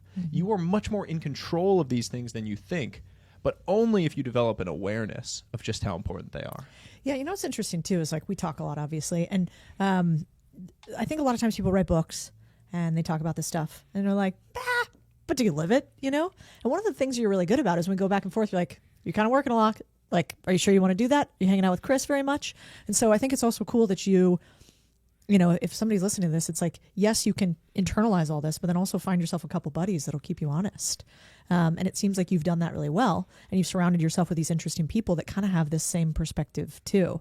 One thought I had about that was, I saw this other video of yours that I had never seen before, and I don't know if we've talked about it, but you kind of have this theory on phones and how to not have them ruin your daily life. Do you know what I'm talking about and what video I'm talking about? Not having them in front of you when you're with people. Yeah. Yeah. What is is this database or is this a Sahil based? No. There is scientific evidence that if I have my phone out on the table, even face down while we're having a conversation, you and I experience less feelings of connection after that interaction than if I don't have my phone out in front of us. What about an iPad? I'm sure it's the exact same effect. I mean, the phone, because of the feeling that we know we get from it, which is it draws our attention. As we're interacting, if I have this out in front of us, you are experiencing me as being less present in that conversation, which makes sense because as soon as it lights up, you see like my eyes jump to it. Because that's what it's built to do. These things are literally designed to grab at your attention. They have entire teams of people that are dedicated to making them addicting. And so the phone has become this drug in our lives that we know it's pulling your attention away from the things that really matter, the people that are sitting in front of you. And so when we talk about these things, we talk about cultivating these relationships, the people that you have around you that keep you honest on this stuff. So much of it is things like that. It's going back to the basics of how we operate as humans, where we can have a face-to-face interaction, and really importantly, where you have people in your circle who are willing to tell you the truth. I think about this all the time, that like friends are great, but a lot of friends will just pat you on the back and like cheer you on when things are going well, which, don't get me wrong, great. We need some cheerleaders in our lives. But more than cheerleaders, I need some people that are willing to hold me to account when I'm not living up to the things that I say I want to live up to. My wife is a huge truth teller in my life. I know that Chris is for you. Willing to tell us the truth when we're not. But you need friends like that too. Like I need friends who are willing to tell me when I am working on things that really don't make sense for me to work on, when I'm getting involved in like opportunities that don't really have the upside or aren't really down in my zone of genius. You need those truth tellers in your life if you want to continue to grow. Yeah, it's true. Well, you and I kind of had that happen anyway, because you were like, listen, this thing that we were working on, which was this company, you're like, it's just not going to be big enough for us. And like, we had to have a tough conversation, but I think because we had that tough conversation, like we're better friends. Absolutely. And most people will never do that. Totally. They'll just shove it down inside and then they'll have resentment. And then at some point, they kind of talk behind backs about other people because you never get it out. I learned this from you, actually, and it's become a core mental model in my own life, which is when you avoid a hard conversation, you are taking on a debt that you have to repay with interest at a date in the future. Time does not heal anything when it comes to relationships. So you have to make those minor repairs along the way. Otherwise, you're just going to have major repairs to make in the future. I've always thought that metaphor for thinking about hard conversations works. It might just be that you and I have finance minds, so we think in like the debt terms, but it makes sense to me. I'm like, it is literally a debt that you are going to have to repay one way or another, and it's just going to get worse. So having the hard conversation now is the smartest move for the future. Yeah, it's so true. And I think a lot of times too, when people today have difficult conversations that they want to have, a lot of times they'll just avoid it they'll lose a friendship over it. Like I remember I had one instance with a girlfriend of mine, and she just didn't want to get on the phone and didn't want to ever talk about it. And our relationship to this day has never been repaired because of it. And so I think that's really normal when we have a society where young people are not actually engaging face to face anymore. We're texting back and forth. We're on social media, we're sending memes. That's the communication methods. We've sort of lost the ability to do the Crucial Conversations thing. Like back when you were in finance, didn't they make you read Crucial Conversations? We didn't read it, but I know the principles. Yeah. They made us read it at Vanguard because we were more touchy-feely. Although it is like, I mean, even in the world of finance now, I think that the art of hard conversations has been lost. And I found it time and time again in my finance career that like, every single time you avoided a hard conversation with a management team that you had invested in, it ended poorly. It was bad because you were just delaying something that needed to happen along the way. And so I also think that like there are hacks that make hard conversations easier. if you have a hard conversation with someone, going for a walk with them while you have the hard conversation is scientifically proven to improve that conversation. When you walk alongside someone and when your gait is matching with someone, you actually feel a closer level of connection with them scientifically. And so it makes the hard conversation easier. It makes you feel more connected to the person. They feel more open to you. It also reduces the uncomfortable feeling of making direct eye contact during a hard conversation, which makes it easier to do. So if you need to have a hard conversation with your partner, go for a walk. If you need to have a hard conversation with a colleague or someone that works on your team, go for a walk and do it. It makes it significantly easier, so you won't want to avoid it. I love that. My team is also now never going to want to go for a walk with me. It's like being taken out back. It's like taking old Yeller out back. Hey, we got to go for a walk around the block. Exactly. Oh, that's funny. It kind of like makes me think about something with you that I think is really interesting too. You are probably one of the more disciplined humans I've met. You do crazy ice baths at like 3 a.m. nonstop when you have to like hammer the ice on the East Coast. It's wild. But if you had to pick like one habit that you do every morning, what is it and why? Let's see. I've always been very disciplined and routine oriented. I probably have some level of undiagnosed OCD that makes me that way. Like I have always loved the show Dexter because I love, not that he's a serial killer. I should probably caveat that I'm not a serial killer. I guess if I was, I wouldn't admit it. But I've always loved that character because he is so methodical about his routines. And there's something that like I have always found comfort in my routines. For me, my mornings have always been about priming myself for the day. I've always liked that idea of like, how do you prime yourself for the things that you're going to do? The things that I do in the morning now are really focused on creative work, writing. That's when I feel most creative. So like this book got basically written from like 5 a.m. to 8 a.m. over the course of 3 years. And to me, in order to be able to write and be creative at 5, I needed to like get up at 4, and it was the ice bath was like the biggest thing for me. And it was not about the trend and about the social media. You were doing it before it was cool. I was doing it before it was cool. I'll give you some credit. And I've continued to do it now that it's not as cool anymore. By the way, like that was a trend. 2021 and 2022, it was a great way to get likes on social media. Now, like the people that are ice bathing now are like real OGs. I actually still like it. I don't post it on social media because I don't need, my ladies all over the internet. But like it does wake you up. It definitely wakes you up, and it makes you feel like a badass. And nothing bad has ever come from feeling like a badass. Because when you feel like a badass, when you feel like a savage, when you feel like a winner, that has ripple effects into everything that you do. The way that you engage with the world is different, which is why I always say there's no such thing as a loser who wakes up at 5 a.m. and works out. It has nothing to do with working out. It just has to do with the fact that when you do a hard thing to start the day, if you can convince yourself to do that over and over and over again, you start to interact with the world differently. You rewire your brain to recognize that you are capable of taking an action and creating an outcome. And when you do that, you start to operate better in every area of your life. Yeah, that's such a good point. I'm pretty disciplined in some areas, but you and Chris are so disciplined physically. Like, it's just a different level. Probably because you were basically a pro athlete. Were you pro? No, you were college, right? Yeah. Baseball. You're selling yourself short. Well, by the thanks. Way. This morning, I wake up every day at 4 a.m. It's just my habit. And by the way, that's not me being a hardo saying I don't sleep. I go to bed at like 8. I literally live like an 80 or 90-year-old man. So when I say this like wisdom from old people, I sort of am like, yeah, I'm kind of an old soul at heart. But I woke up at 4 and I had a text from you already that I replied to, and you were like, why are you up? And I was like, why are you up? Don't ask me that question. Well, I think, what I've struggled with sometimes that maybe people can relate to is physically, I have a different discipline indicator than I do professionally. Like there's very little work-wise I'm not going to do if I say I'm going to do it. I don't know why. I'm just geared that way. But do you have a tool you use to make habits stick for you? Do you have a rule? Yeah, I have something that I call my ABC system when it comes to habits. And the idea here is that with any habit you are trying to build, you create an A goal, a B goal, and a C goal. The A goal is your best case. That is the best version of the thing during any given day. The B goal is sort of a baseline case, and then the C goal is the minimum viable version of it. So for an example, if you were going to try to create a workout habit, your A goal might be to go to the gym for an hour on a given day. Your B goal might be 30 minutes, and your C goal might be to just take a 15-minute walk. So the whole idea is, On any given day, if you feel great, you go nail your A goal. If you feel just okay, do the B goal.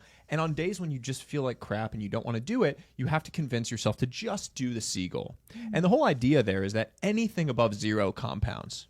We know that financially, right? Like we know that if we put away $10, that's better than putting away 0. The exact same thing applies to all of these areas of your life. So if you can just convince yourself on those bad days to just do something, it's better than doing nothing. But the hard mindset shift there is for ambitious people in particular. They think that unless it's optimal, it's not going to be beneficial. And that's just not true. Doing a 15-minute walk is better than doing nothing. Doing the 10 minutes of focus work is better than doing nothing. So it doesn't have to be that you have the 4-hour deep work routine or the perfect, morning routine or the perfect diet. Just do the little bit that actually stacks up and compounds. Yeah. Directionally, I think that's how I set most of my goals too. It's like every single day is there directional forward movement as opposed to do we hit our mile goal every single day in a marathon? Like that doesn't really matter to me. It's like, am I moving in the right direction on the same path and is momentum forward? So I think that's interesting. I remember a billion years ago, I saw a picture of you on Twitter and I was like, oh, that's Sahil. And that's Tim Cook. Like, what? Like, how does he know the CEO of Apple? And then I realized this is a thing about you. Like, you sort of have this ability, I think, to get really big, powerful people to quote unquote mentor you without being annoying, right? And I think a lot of people today are like, I want a big mentor, or how could I get somebody like Tim Cook to care about me? How did that relationship start? Tell that story. So I met Tim for the first time in 2014 when I first started working. I just graduated from Stanford and I took a job working in private equity. I was going to work 80 to 100-hour weeks, and that was the job. That's what it was going to be. And so I knew if I wanted to work out, I was going to have to go early in the morning. And that meant getting to the Equinox in Palo Alto at 4:45 in the morning every single day. And that meant I had to get up at 3:45 and wake myself up and be at the gym at 4:45. It turns out that there aren't that many people that are willing to get to the gym at 4:45. So there was a group of 8 of us that would show up every single day at that time, waiting for them to open the door. And you would talk to those people because you were with them every single day. So 6 months go by and I'm talking to all these people early in the morning. And I was having a conversation with one guy and I walk away and someone comes up to me and is like, do you know who that is? That guy you were just talking to? And I was like, I don't know. That's the guy, one of the guys that's here. And he goes, that's Tim Cook, the CEO of Apple. And I was like, oh, shit. Because I've probably been saying the dumbest stuff to this guy for the last 6 months. And look, I wasn't in tech, so it wasn't close to the space. I didn't know who he was because he didn't look how he looks on stage. And he was the relatively new CEO at the time. He was not nearly the level of prominence that he is today. But for 6 months, I interacted with him on a daily basis and was just normal, right? I wasn't looking for something because I didn't know who he was, and I'm not a big transaction guy, so that's just not how I'm wired. After figuring out who he was, we happened to be having a conversation about something I'd seen related to Apple, and I decided I was going to send it to him as a follow-up. And so I guessed his email address and sent it to him. And he replied right away and was made some funny comment about if I was as good at other things as I, at investing as I am at guessing email addresses, then he's excited to back me or whatever. He was just making a joke. And I sort of took that opportunity as a way to get together with him, try to pick his brain, whatever you want to call it. And it ended up sparking what has been an incredible relationship and mentorship. He's been an unbelievable supporter on my journey. He was one of the big drivers of me deciding to leave the path I was on and go down this kind of crazy path. A lot of people don't know his story is really one of carving his own path. He was on a very stable track in the executive management training program at IBM, long career there. People stay on those paths. They're great. And he decided to step off that and took this job at Compaq, which was a computer startup, a weird little computer startup. And Steve Jobs was looking for someone to hire and saw his resume and saw the IBM track and was like, oh, weird, big company guy, probably not a fit. Then saw that he had taken this job at this little startup and was like, maybe this guy's actually different than a big company guy because he made this weird decision, this pattern interrupt. And so decided to talk to him, and then the rest was history. He's created trillions of dollars of value. And so I think his map of like doing the thing that he was pulled towards energy-wise, even when it didn't really make sense, ended up informing him, sort of like giving me some of the courage to go and do this. He's the first blurb on the back of the book now. So he's been an incredible supporter on the journey, but it was like truly engineered serendipity in the sense of it was very lucky that I met someone like that, but it was luck that was engineered by the fact that I was waking up at 3:45 every single day for a long time. What if 2025 wasn't just a year of grind, but a year of ownership and flow? That's the idea behind my first ever 3-day virtual event this February. It's not just a conference, it's a movement, and it starts with you. Over 3 information-packed days, we're going to tackle everything you need to take control, from finding the perfect business to negotiating killer deals to building the mindset of a true owner. This isn't just a theory. We're bringing in laser coaching on real deals and sharing the exact strategies to spot opportunities everywhere. Here's the thing. This isn't about me. It's about Owner Nation, a collective of driven, unstoppable individuals ready to rewrite their futures. This is your movement and your moment to connect with others who are fighting for the same goal, freedom through ownership. No one else is doing this. We've never done it before, and I think it's the first of its kind. So it's your shot to be part of something bigger when it comes to ownership. Visit the link in the description to save your seat, and let's make 2025 the year we own it together. Yeah, I think like a mixture of like competency and desire is really rare. And I think not a lot of people realize that. The average person overestimates, I think, how intelligent a lot of people are at the top. And they underestimate how much consistent work over time is the actual path to success. I mean, Tim Cook is probably an outlier, but most of us don't know how to code. Most of us don't know how to create something incredibly unique and differentiated like an Apple. But if we show up at the gym, if we show up every day in private equity, that's actually super rare, which is fascinating to me. I also didn't want anything. And that, like, in this modern day and age, like, I have this perspective that networking is dead. Because it implies a transaction that is not conducive to building real relationships. The number of people over those years that I've known Tim that I saw come up to him the first time and be like, hey, I want to pitch you on this startup, or like, hey, a job at Apple, whatever the thing is, you have to recognize that people in high positions, their entire life is spent with people coming with their hand out to them. That's their entire life. You are starting to experience that more as you achieve more and more success. You see it, but you can't imagine what that's like for someone like a Tim Cook. His entire life is someone coming with their hand out. So honestly, the fact that for 6 months we interacted when I truly didn't know who he was, built up a base of interactions where he could tell, like, I didn't want anything. The number of times I've ever asked him about something about Apple in my life, I don't even know if I ever have, because I don't care. I'm not looking for a job. I don't want something from him. It is just a genuine desire to learn. He has access to incredible people. He has incredible stories, insights, wisdom. That's what I want. I want to learn from being around these incredible people, understand what makes them tick. And frankly, for someone like that, and I still think about this, he still does it. He is the CEO of one of the largest companies in the world, and he wakes up at 3:45 every single day and goes and works out. That's wild. Baffling. It works harder than any employee that he has working under him. I can't imagine having to work for him and knowing that, like, no matter what I do, I'm not going to work as hard as my boss, not be as focused, not be as driven. It is remarkable. And so we have a lot to learn from people like that, but it comes from being genuine. It comes from actually authentically wanting to create value with no expectation of return. Yeah. But I think you've done that a few different times. And so I think it's an interesting thing for people to take away, which is like, how do you get the book is amazing. It's right here. I don't know if we can see it on the screen, the 5 types of wealth. And I remember when you were showing me the different covers. I like the one you landed on. My wife was involved in the design process, which was great. I didn't know that, actually. Yeah. She's a designer, so it was great. Yeah. Oh, right. Yeah. A Gap, yeah. right? Yeah, she was a Gap, yeah. You have Tim Cook, Andrew Huberman, Mel Robbins, Arthur Brooks, Gary Vaynerchuk, to name a few.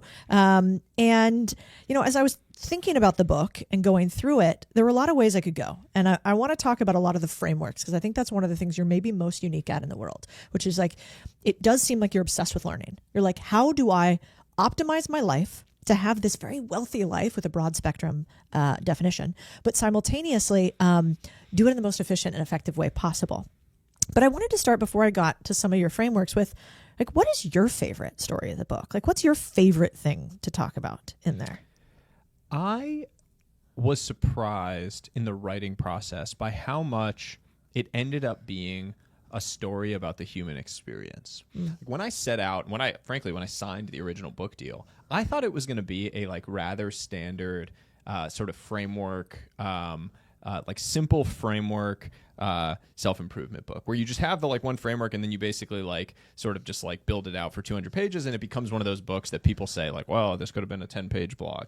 And it ended up taking this right turn where the human stories were what called me, and telling the stories of some of the people who have experienced wealth in all these different ways in their life, the people that reached out to me, the people I went and spent time with, that ended up being the most powerful thing. And, in particular, there's a woman named Alexis Lockhart who reached out to me basically right at the end of my book writing process to tell me her story of a tragic event that had happened in her life and the wisdom that it had inspired and instilled in her that I think ended up sort of like pulling together the whole heart of the book. And I feel like that is unique because as you read it, you will see yourself in one of the human stories. And that's what really makes ideas stick. And so even when I think about sharing frameworks now, I think that frameworks are made so much more powerful by a real human story to connect to around them, rather than just being a big idea. Yeah, it's a good point. Yeah, like for instance, tell me about the bees and your son. I like that story. Oh, yeah. So I guess this was like in May of this past year, we were outside and my wife was like, we were playing. I have a 2-year-old at the time and we're playing. And my wife was like, there's a bunch of bees around. Like, I'm going to take Roman inside. It makes me nervous. And so we walk inside and I look out at this tree and I see like a bunch of movement around it. And I'm like looking. And then I kind of have this holy shit moment of like that entire tree is bees. So I go out and look and it is this enormous hive. And so I end up going down this rabbit hole and I sort of live tweeted this rabbit hole of trying to figure out what was going on and how to get rid of this enormous infestation of bees because I know nothing about bees. I'm not much of like a handyman either. And so like, I'm definitely not going to try to like take this down myself. So I'm like Googling, exterminators, trying to figure it out, realize it's honeybees. Then I'm like learning about honeybees.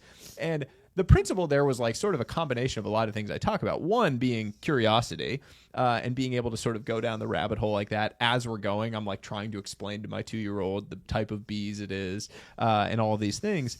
And then also just like a reminder that the most interesting content in the world is like journey-based content. We often think that these kind of like engineered moments are the thing that really drives content, but people want to hear about a human journey. They want to hear about like a real experience, something you're kind of engaged in real time. And so whenever anyone comes and it's like, how can I start my content journey? I really do think that the Gary Vaynerchuk like old school model of like documenting is the way to do it. Yeah, it's also more fun because you're not engineering things. Yeah. You're literally living your life and then reflecting on it, which is, I think, how most of us got started. Like, I remember the first piece of content I went out that went viral, I was talking about a laundromat. And, like, I literally was like, nobody's really going to be interested in this, but I think this is weird and we should talk about it. And then, lo and behold, it becomes this sort of, it has a mind of its own. But I think what I took away from that story from you is, like, if you're curious about something and can become obsessed about something, it takes on a life of its own. That mixture of like curiosity and obsession can lead to just about anything you want in the world. And the coolest thing about that story, which you will love in particular, is so it turned out it was 50,000 honeybees that had formed this hive. And so we had to get a honeybee keeper to come take them away because you can't kill honeybees and you shouldn't. They're incredible for the environment. So anyone out there. And a guy comes, a local who makes local honey, and he takes the bees away. And I end up posting about him and his business. He sold out a year's worth of his honey on the back of this thread that had gone viral, and has been like gifting us honeycomb and raw honey as a result ever since, and has become a friend. So Larry the beekeeper, shout out to Larry in Queens, New York. God, you know I love a boring business. I had to get like one in, you know? You have also said... PSA, this is from a Reddit post that you reposted. PSA, 20 years from now, the only people who will remember that you worked late are your kids. Now you're a dad. You have a son. How do you mesh that belief with, I've also heard you say before, that you have to earn your seat at the table every day? How do you mesh achieving big things with actually being there for your kids and the people that you love? Yeah. There are a few realities that need to be considered here. And this tension that we're going to talk about, the tension between presence and ambition, is, I would argue, the fundamental tension of being an adult as a parent. Here's one truth. For 10 years, you are your child's favorite person in the entire world. And after that, they have new favorite people. They have friends, best friends, boyfriends, girlfriends, partners, spouses, children of their own. And you will never occupy that same place in their world. But for those 10 years, you are literally everything to them. And unfortunately, that 10-year period also coincides with the time when you are told professionally that you should be chasing every single version of more that the world hands you to. It's when you are hustling the most. It's when you're traveling the most. It's when you're building the most. And so that creates a real tension between your desire to be present during that magic window of time with your kids and your ambition to go and create things, to go and build something. How you navigate that tension is how you navigate your life with your kids. I have wrestled with it, and I share this in the book in the following way, which is your children need to understand the why you are doing the things you are doing. That is how you navigate this tension well. Because what kids do is, if you do not tell them the why of why you are excited about the things you're doing, why you are passionate about them, why they matter to you, they fill it with the worst answer, which is that you don't care about them, that you don't want to be around, that dad's never around, that mom's never around. When the reality is, you are being driven by a purpose. You are called to something, whether that purpose is building a huge business, or whether it's providing for the family, or whether it's taking care of people, whether it's impacting the world. Whatever that purpose is, that is the real why. And you need to make sure they understand that. And that answer is really informed by my own experience with my father. My dad is extraordinarily hardworking and driven. He was a professor, a researcher, works extremely hard to this day. He's 70 years old. And my entire childhood, I remember very clearly him working very hard on things he cared about, and me always knowing why he was working hard on those things. Always knowing that when he was gone, I knew why he was gone, what he was doing, the talk he was giving, the research he was doing, and I knew why it mattered to him. So as a result, I felt like I was a part of that mission that he was on. I felt like I was on the journey with him. It wasn't that he was gone and I was here. It was that I was a part of it. And so I always say that to parents, young parents, make sure that your kids understand why you are doing things. Embrace that tension, navigate it in the way that you see fit, but make sure your children are on that journey with you so that it's not an us versus them, so that it's all of you together. There was some sort of societal shift where historically we used to work together with our families. We used to take over family businesses. We used to actually hire our family members. And that was the norm for most of human history, right? It would actually be bizarre if we did not in some way, shape, or form work with and alongside our family. And then, maybe 2 generations ago, 3 max, that changed. And then it became nepotism to hire people in your family. And then it became actually bad for the next generation to pass things down for them. And I'm not sure we weren't told a lie about that. I work with my father now. He actually works with my company in some ways. I was my brother's first job out of college. My mom's worked with me before. And now my husband and I work together. And, Elizabeth and you worked on the book cover design together as well. So I think there's something really beautiful about, I don't have kids, so I can't speak to that, but allowing your family to come along for the ride. It's like, how can you expect them to be happy for you and your accomplishments if they don't know what they are, if they don't understand them, and if they can't touch them, see them, and feel them? So when it comes to parenting, just to stick on this for one more minute, when it comes to parenting, what habits or rituals do you have with your son in order for you to have real quality time, even though you are traveling all the time? Yeah, I really try to understand and very clearly establish an awareness of the difference between time and energy. And this is a really important mindset shift for all areas of life, but definitely for your relationships. And the difference here is I can spend an hour with you, but if I'm sitting there on my phone, worried about emails, responding to texts, looking at Instagram, you are not going to feel my presence in any way. And we are not going to feel connected in any way. It's similar to what we were saying earlier about having the phone on the table. Kids are the exact same way. They're no different. If you have your phone out in front of them while you're supposedly spending time with them, that hour, they are not going to feel any connection. But 10 minutes of truly present energy, when they are the only person in the world to you, can last for hours and hours in their mind. And so that is really what I try to focus on. It is, I may be in a season of my life where I am unbalanced, where I am like all hands on deck, charging, focused. Right now, I am in one of those, trying to go out and spread the message of this book, which is very important to me. But when I'm there, I am going to be tuned off of everything else, and it's going to be there. Like, I mean, my favorite thing in the world with my 2.5-year-old boy is like roughhousing. I can't be on my phone while I do that, right? Like, he wants to wrestle, he wants to like get thrown around, get tossed up in the air, all of those things. And so it is the most beautiful thing because it forces you to turn off in a very real way. But that same principle applies to all of your relationships. I mean, if you're like, you know, supposedly having quality time with your partner and you're sitting there thinking about a million other things on your phone, the way to think about your phone is frankly just like it is allowing a million people to be there with you while you're sitting with the one person. And you would know if they were actually sitting in the room that you weren't having quality time with this person. But it's the exact same thing. It's just in the form of a technology.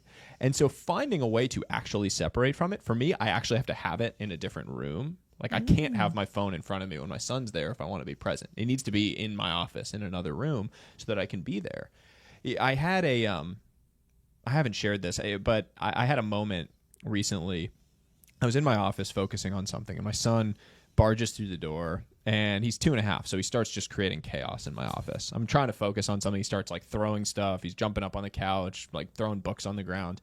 And I started having this enormously negative thought pattern of like, why is he doing this? So annoying. I'm trying to focus. Doesn't he realize I'm working? And I snapped myself back to 4 years ago when my wife and I were struggling to conceive. And we had been struggling for a year or two. And I prayed every single night that we would one day have a healthy child. And then here I was in that moment complaining about the very thing that I had prayed for. And it was a reminder to me that sometimes the things you pray for become the things that you complain about if you let them. Sometimes you are literally living your prayers, but you're not recognizing it in the moment. You're not allowing yourself to zoom out and appreciate that in the moment. So finding those moments to pause and just bask in gratitude and force yourself to zoom out when you catch yourself doing that, holding yourself to the fire, I just think is so important in life. Yeah. It's beautiful. Hard, too. Very hard. What do you do when you get in those negative thought patterns? You know, when you start to get annoyed, if you want to zoom out, is there a mental exercise you use for that? I think it's the pause and breathe. It requires a level of self-awareness in moments to be able to hold yourself to the fire. Like you need to be able to tell yourself the truth. We talked about having truth tellers that can say that to you. But in a lot of moments in life, you're not going to have that person there in your ear. You have to be that person in your own ear. And it means you have to be self-critical enough to do that. I do think that like in the modern day on social media in particular, there's been this whole trend of give yourself some grace, give yourself a little bit of grace. And while I agree that occasionally we need to give ourselves a little bit of grace, I think for most people, we actually need to hold ourselves to the fire more often than not. I think we give ourselves too much grace. And look, maybe that's a harsh take, but I just think it's true. I think most of the time you need to hold yourself to the fire a little bit and your life will improve. Yeah. I want to talk really quickly about some of the frameworks I've stolen from you to make my life better, easier, simpler, a little richer and wealthier. You kind of popularized this idea for me around razors. Like a rule of thumb that simplifies decision-making, but you have quite a few of them. Can you explain what it is and what are some of your favorites and how do you use them? Yeah. So the idea of a razor comes from philosophy originally. It's something that allows you to shave away possible explanations and get to the heart of something. So the best way to say it is what you said. It's a rule of thumb that simplifies decision-making. The most famous razor, which is probably my favorite one, is Occam's razor, which is the idea that the simplest possible explanation is often the best one. So this is for all the conspiracy theorists out there. I'm sorry. But Occam's razor typically will say that if there is some, crazy thing happening and we want to say that the government is doing some whole like crazy back end, crazy thing, the simplest explanation is like, no, it's just the obvious thing that is happening. The government is not particularly competent. If you have ever flown, you have seen the government in action with the TSA. Or if you've ever gone to try to get a new license, you have seen it at the DMV. That's the government. But all jokes aside on that, Occam's razor is amazing because it's all about the idea that simple is beautiful. And so whenever you have a simple explanation for something or a very complex one that will require a lot of assumptions to be true, usually the simple one is correct. Another one of my favorites for the world of the internet is Hanlon's razor, which says that you should never attribute to malice that which can be adequately explained by stupidity or ignorance. So the second you are in an argument with someone and you start saying like, oh, this person is malicious in their actions or they're in their intent, sometimes it is just ignorance or stupidity. And a lot of the time it's just ignorance or stupidity.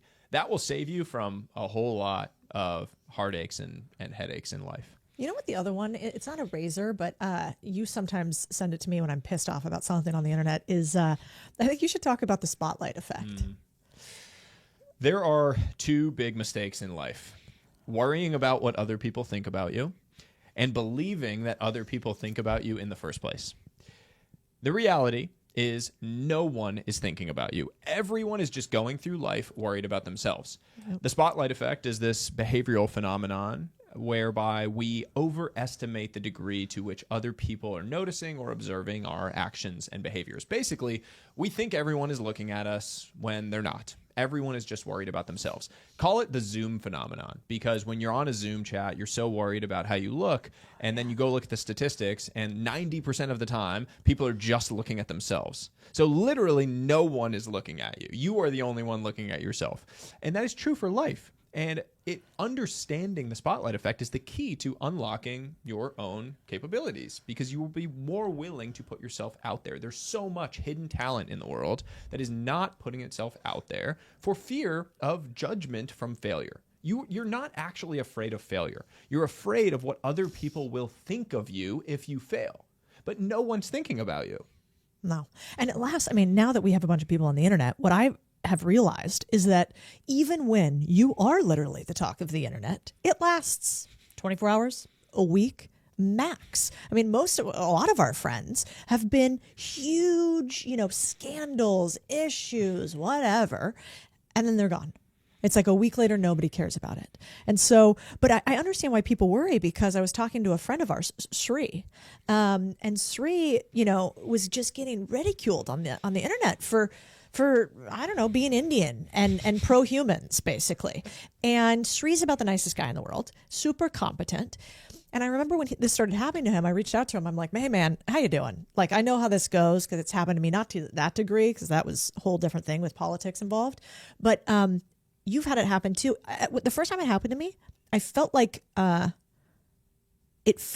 you are scared about something physically happening to you. There's almost a visceral response that your body has that's like, oh my God, everybody's talking about me online. And it is this, you almost have to overcome it and then realize actually nobody really cares. It was a split second. It's really easy to engage and then you're not worth it. But I understand why people worry, because you can hear about the spotlight effect, and then when the spotlight is even slightly upon you, everything goes out the window. It's very true. It's also just a reminder. I think it instills in you a sense of humility the first time that happens, because you realize one very sad thing about the world, which is a line from Billions. That's one of my favorite lines. Paul Giamatti's character says it to Axe in the first episode. He says, "Make no mistake, they might be cheering for you now, but they are dying to boo." Yeah. And those things, when they happen, people come out of the woodwork to boo and get really excited about booing.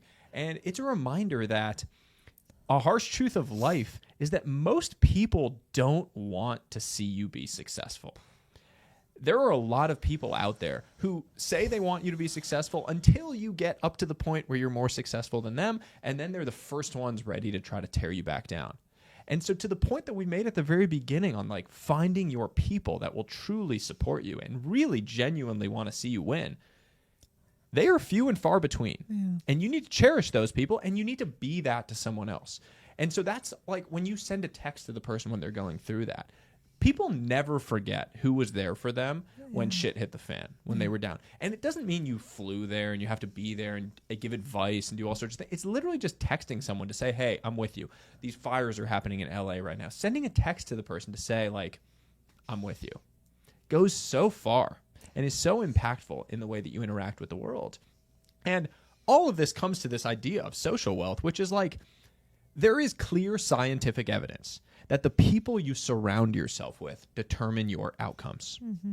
The Pygmalion effect says that we rise to the level of expectations that others have for us in our circle. So if you are surrounded by people who think you are capable of more, who believe in you, who are telling you to think bigger, who are pushing you to grow, you will rise to the level of those expectations. So what better reason to choose wisely about the people that you have in your circle, the people that you are surrounding yourself with, the people you are gifting your precious energy in your life? Yeah, it's a really important part you talk about in the book, and I love that study because it's wild. Do you want to talk? I know you talk about it in the book. You want to break down the study? Yeah. The Harvard study of adult development is this incredible longitudinal study that was done over the course of 85 plus years. They tracked the lives of 1,300 original participants and then all of their descendants, so like about 2,000 plus people. And they found that the single greatest predictor of physical health at age 80 was relationship satisfaction at age 50. Not your cholesterol, not your blood pressure, not your smoking or drinking habits. How you felt about your relationships determined your physical health outcomes, how you aged over your course of your life. And so we know, scientifically, we know that relationships are the key to living a good life, a happy, healthy life. Every single person, you go and ask them, what do you want your ideal day to look like at age 80? No one says alone. Everyone says surrounded by love, right? You got your partner, you maybe want kids, grandkids, your friends. That's what we all want. And yet, when you ask them what they're doing today, very few are investing in that future. You know to invest in financial wealth. You know that if you want to be rich when you're older, you have to invest every single day. But if you want to have rich relationships, you have to do the same. You have to send the text to the friend. You have to make sure that you are the reason that your group of friends is getting together. You have to spend time with your parents or your partner or your children. These things don't just magically appear out of thin air. You have to invest in them the same way that you do in your financial wealth. Yeah, that's why I think it's interesting. I mean, you have a lot of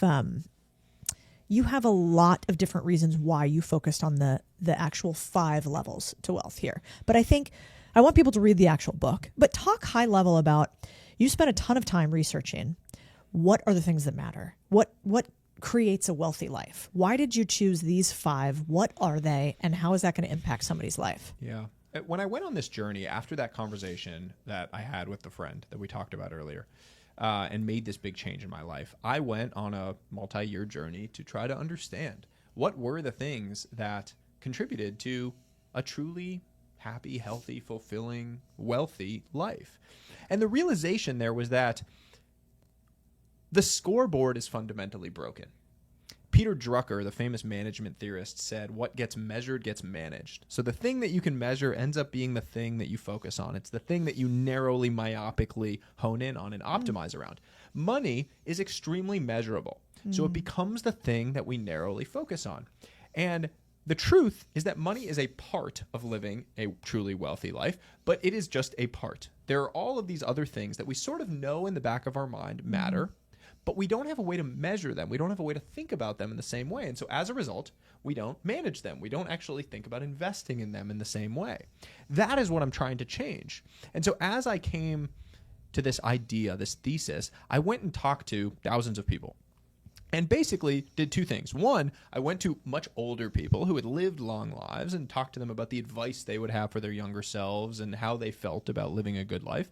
And then I went and talked to younger people and asked what they wanted when they were 80. What did they want their life to look like? This question of what does your ideal day look like? And the thing that you find is that we all want the same thing. And it has very little to do with money. Money is kind of an enabler, but not an end in and of itself. And it was 4 things. It was time, people, purpose, and health. We want time, freedom to choose. We want to feel free.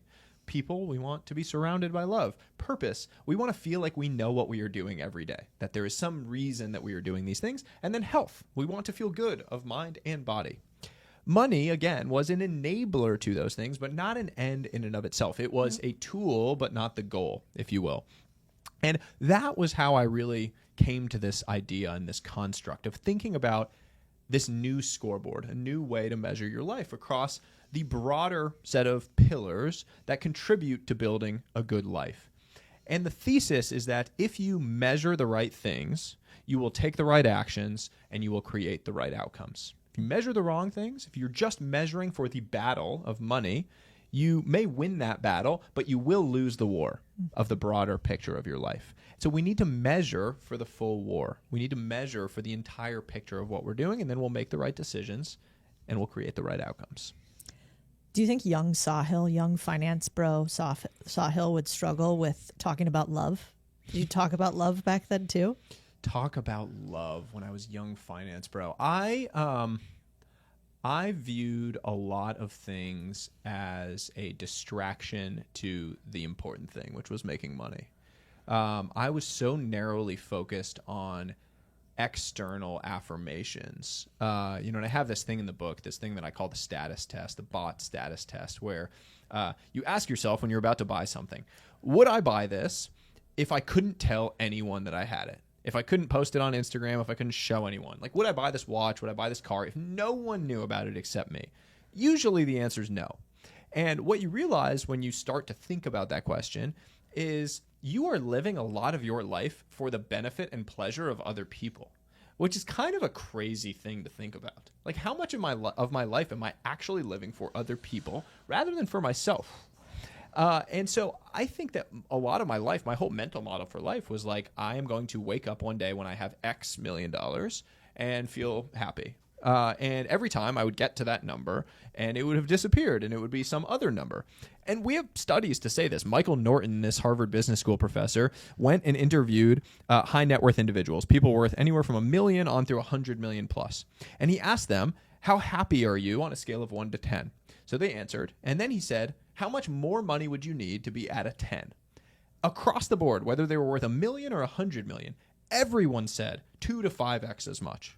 It didn't matter what level they were at, which makes no sense. So we know it's not about some arbitrary number. It is about understanding your definition of enough. Where do you actually need to get to? What does your life look like where you are truly fulfilled? It's not going to be the money. It's going to be what that enables in your actual life in these other areas. I think I really would have struggled with that. That being said, and I need to make this clear, I am by no means saying that money doesn't matter. I am not telling anyone that they should go and, give up their worldly possessions and live in the Himalayas as a monk. Like, if you want to do that, by all means, go do it. I just won't be joining you. I like money. I like being able to afford things. I like having money. I am just saying that it can't be the only thing that you focus on, that you need to invest in these other areas in some way, shape, or form across the entirety of your life. There may be seasons of your life when financial wealth is your primary focus. Yeah. And one of the key concepts in the book is the idea of seasons, the idea that what you prioritize or focus on during any one season can and should change. Your 20s and 30s are a great time to prioritize building a financial foundation for the rest of your life. You talk about this all the time. The fact that you can invest money early and it will compound and grow for the rest of your life. Incredible. You should do that. That's a great season. But when your kids are 5, it may be a great season for you to prioritize your relationship with your kids and sort of be in more maintenance mode from a financial wealth building standpoint, if you make that decision. But the point around all of this is it's up to you. You don't need to accept the default definition of success that the world hands you. You get to create your own. And the truth is, you will never feel successful unless you create your own definition of success. You've got to do that. And, other people aren't going to like it. I think that's the other part that's true. I mean, you know this. I'm terrible at responding to text messages. Why? Because I try to not have my phone on me all the time. Otherwise, I get distracted, and I have a specific agenda and goal for the day. And so if I let even people I love and adore distract me from that goal, then that means I got to work longer. I got to stay later. I can't have dinner with my husband. My husband and my dinner every night is a priority. And so, I think for somebody listening, if they're like, all right, this makes sense. I've seen you personally sacrifice a bunch of career progression things that you could do. At one point, you were raising a big fund and you were going to build another asset management business, which we've both done before. And then you were like, no, actually, I'm not going to do that right now. I'm going to think and I'm going to be with my son. Do you have a cost benefit analysis or a framework you use to decide, okay, this is a goal for me or this is an anti-goal? Yeah, I think it's really important what you just said, which is like, there are trade-offs that you have to make. There are sacrifices along the way. And I have explicitly said no to a number of opportunities where I could make more money because I know what they would require is me being pulled away from this time freedom that I have with my son primarily during this window of time when I'm playing such a special role in his life. That doesn't mean that I'm not going to go all out for those things when he's 8 years old and spending more time in school, or 12, or whenever. Maybe when he leaves the house, when he's graduates from high school, I lean into a bunch of these opportunities. What you decide in the current season does not preclude you from changing in the future season. And look, we made this decision in a very real way when it comes to my wife's path. My wife was on a high-powered designer track, rising through the ranks in a very competitive industry, doing great.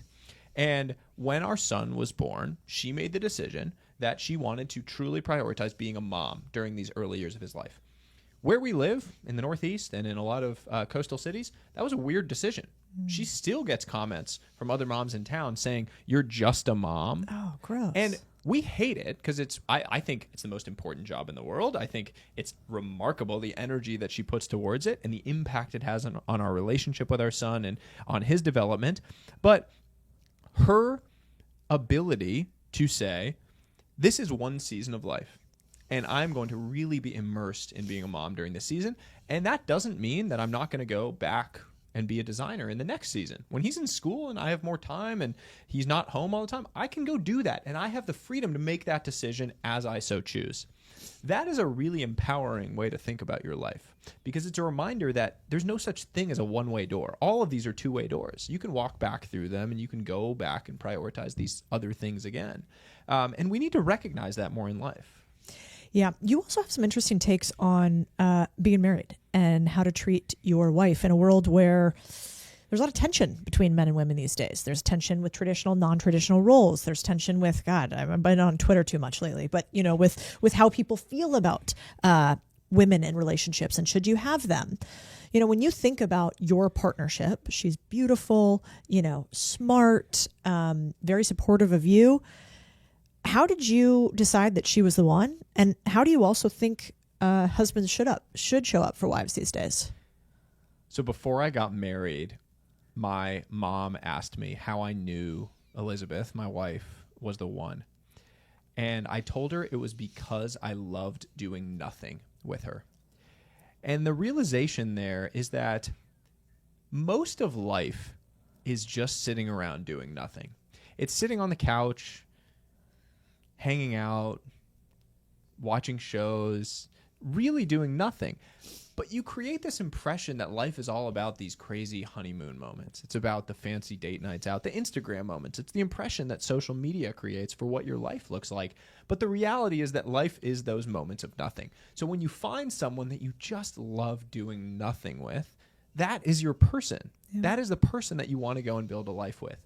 And I was very lucky in the fact that I met my wife when she was 14. I was 15 years old when we met. Good clarification, also given Twitter these days. Yeah. Same age range. Yeah. Sorry. Yes, I was 15. She was 14. And we met in a high school computer lab.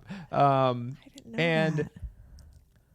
The strength that gets built in you when you have grown across different seasons of life, she has been very consistent throughout all of those seasons, actually, as a human. I have not. I was not a person that I am proud of for many of those years. But the fact that she has seen me through all of that Were you dating that whole time? We were dating that whole time. Wait, since you guys were 14 and 15? Yeah. She was, I guess, when we started dating, she was technically 15. I was 16.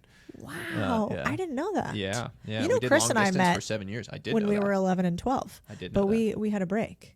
Fascinating. Yeah. We, she has seen me through some dark times in my life, and a lot of times when I was focusing on all the wrong things, and she has really been like a ballast for my ship. And I just think today, as I think about our relationship, especially as I think about my son, one of the highest callings as a father to me, like one of the things I hope for, is I want to know that if I drop dead tomorrow, that my son is going to have an amazing life.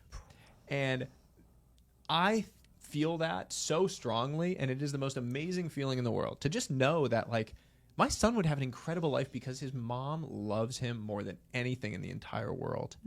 And I want my son to know that. And so when I think about that, I always think, like, you can't teach your kids anything. You have to embody the things you want them to learn. So if I want my son to treat my wife like a queen, I better damn well treat my wife like a queen. If I want my son to embrace the idea of delayed gratification, he better see me doing hard things for the benefit of something in the future. Every single thing that you want your kids, that you want the people around you to learn, you have to embody those things. And so our relationship, I just think that all of this, like every single thing that I am doing, that I'm working on, it is us that we are doing it. She might not be on the cover of the book, but you go look at the dedication, it's on the first page, she's in there. And none of this would be possible without her and without my son and the clarifying force that he has been in my life. I love that. Yeah. And also I think, today, young people, I think that, like, there's like a loss of hope or something, they think that men like you don't exist. They think that women, maybe like your wife, don't exist. And they think that because they've had a lot of shallow interactions, that is the only thing that exists in marriage. And maybe because so many marriages end poorly, that's all that exists. So I think it's really beautiful to share that, because I find the same thing with my husband. Don't get me wrong. We definitely have fights. We have our moments 100%. But I truly believe that a happy marriage is better and more important than a big bank account. And I think your book is a really good representation of it. Doesn't have to be and or. It doesn't have to be or, it can be and. But man, if you had to choose one, you'd probably choose the relationship. Yeah. And I personally think that having an incredible marriage is the biggest cheat code for making a lot of money in life. Yeah. There is something incredible about feeling like you have a house full of love behind you as you pursue your ambitions and as you try to go and build something to make money. And look, I have no desire to be a rich guy by myself. The Forbes top 10 richest people in the world have 13 divorces among them, last time I checked. I have zero desire to be really rich, but have broken relationships with my children. Who knows how many there are out there like that. And so the whole point is we want to build this full, comprehensively wealthy life. We want to make a lot of money, no doubt. I think it's great. You can afford incredible experiences with people. You can build incredible things. But you have to remember why you are doing that. Yeah. It's not for the sake of the money. It's for the things that you're going to be able to create on the back of it. And that's really what this book is about. It's about defining what matters to you and then going and taking action to build your life around those things. So good. I want to end with two questions, but I love this quote from your grandfather. You're very close to your family, I am too, that said, "The worst decisions in life are made when you allow your head to talk you into something when your gut already said no." Is that something that you live by today? I try to. I don't always. And a lot of the things I write, post, talk about, videos are sort of reminders to self at times, where I will post something on Twitter when I have experienced a time when I have not lived by it and am reminding myself. And I realize if I'm reminding myself, there's millions of people out there that need that same reminder as I do.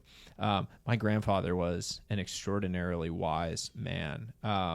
And I feel so much love for him because when my mom is Indian, my father is white from the Bronx, New York. And when my dad wanted to marry my mom, his father was not accepting of it and told him he had to choose between my mom and his family.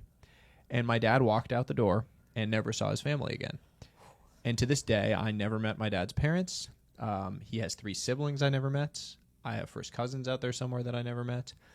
He truly rejected the common convention and walked his own path with everything in him. And I imagine it was one of the hardest decisions he's ever made, or maybe the easiest, because he knew that this amazing, now they've been married 42 years. They have a incredible, loving relationship. I cannot imagine my parents not together.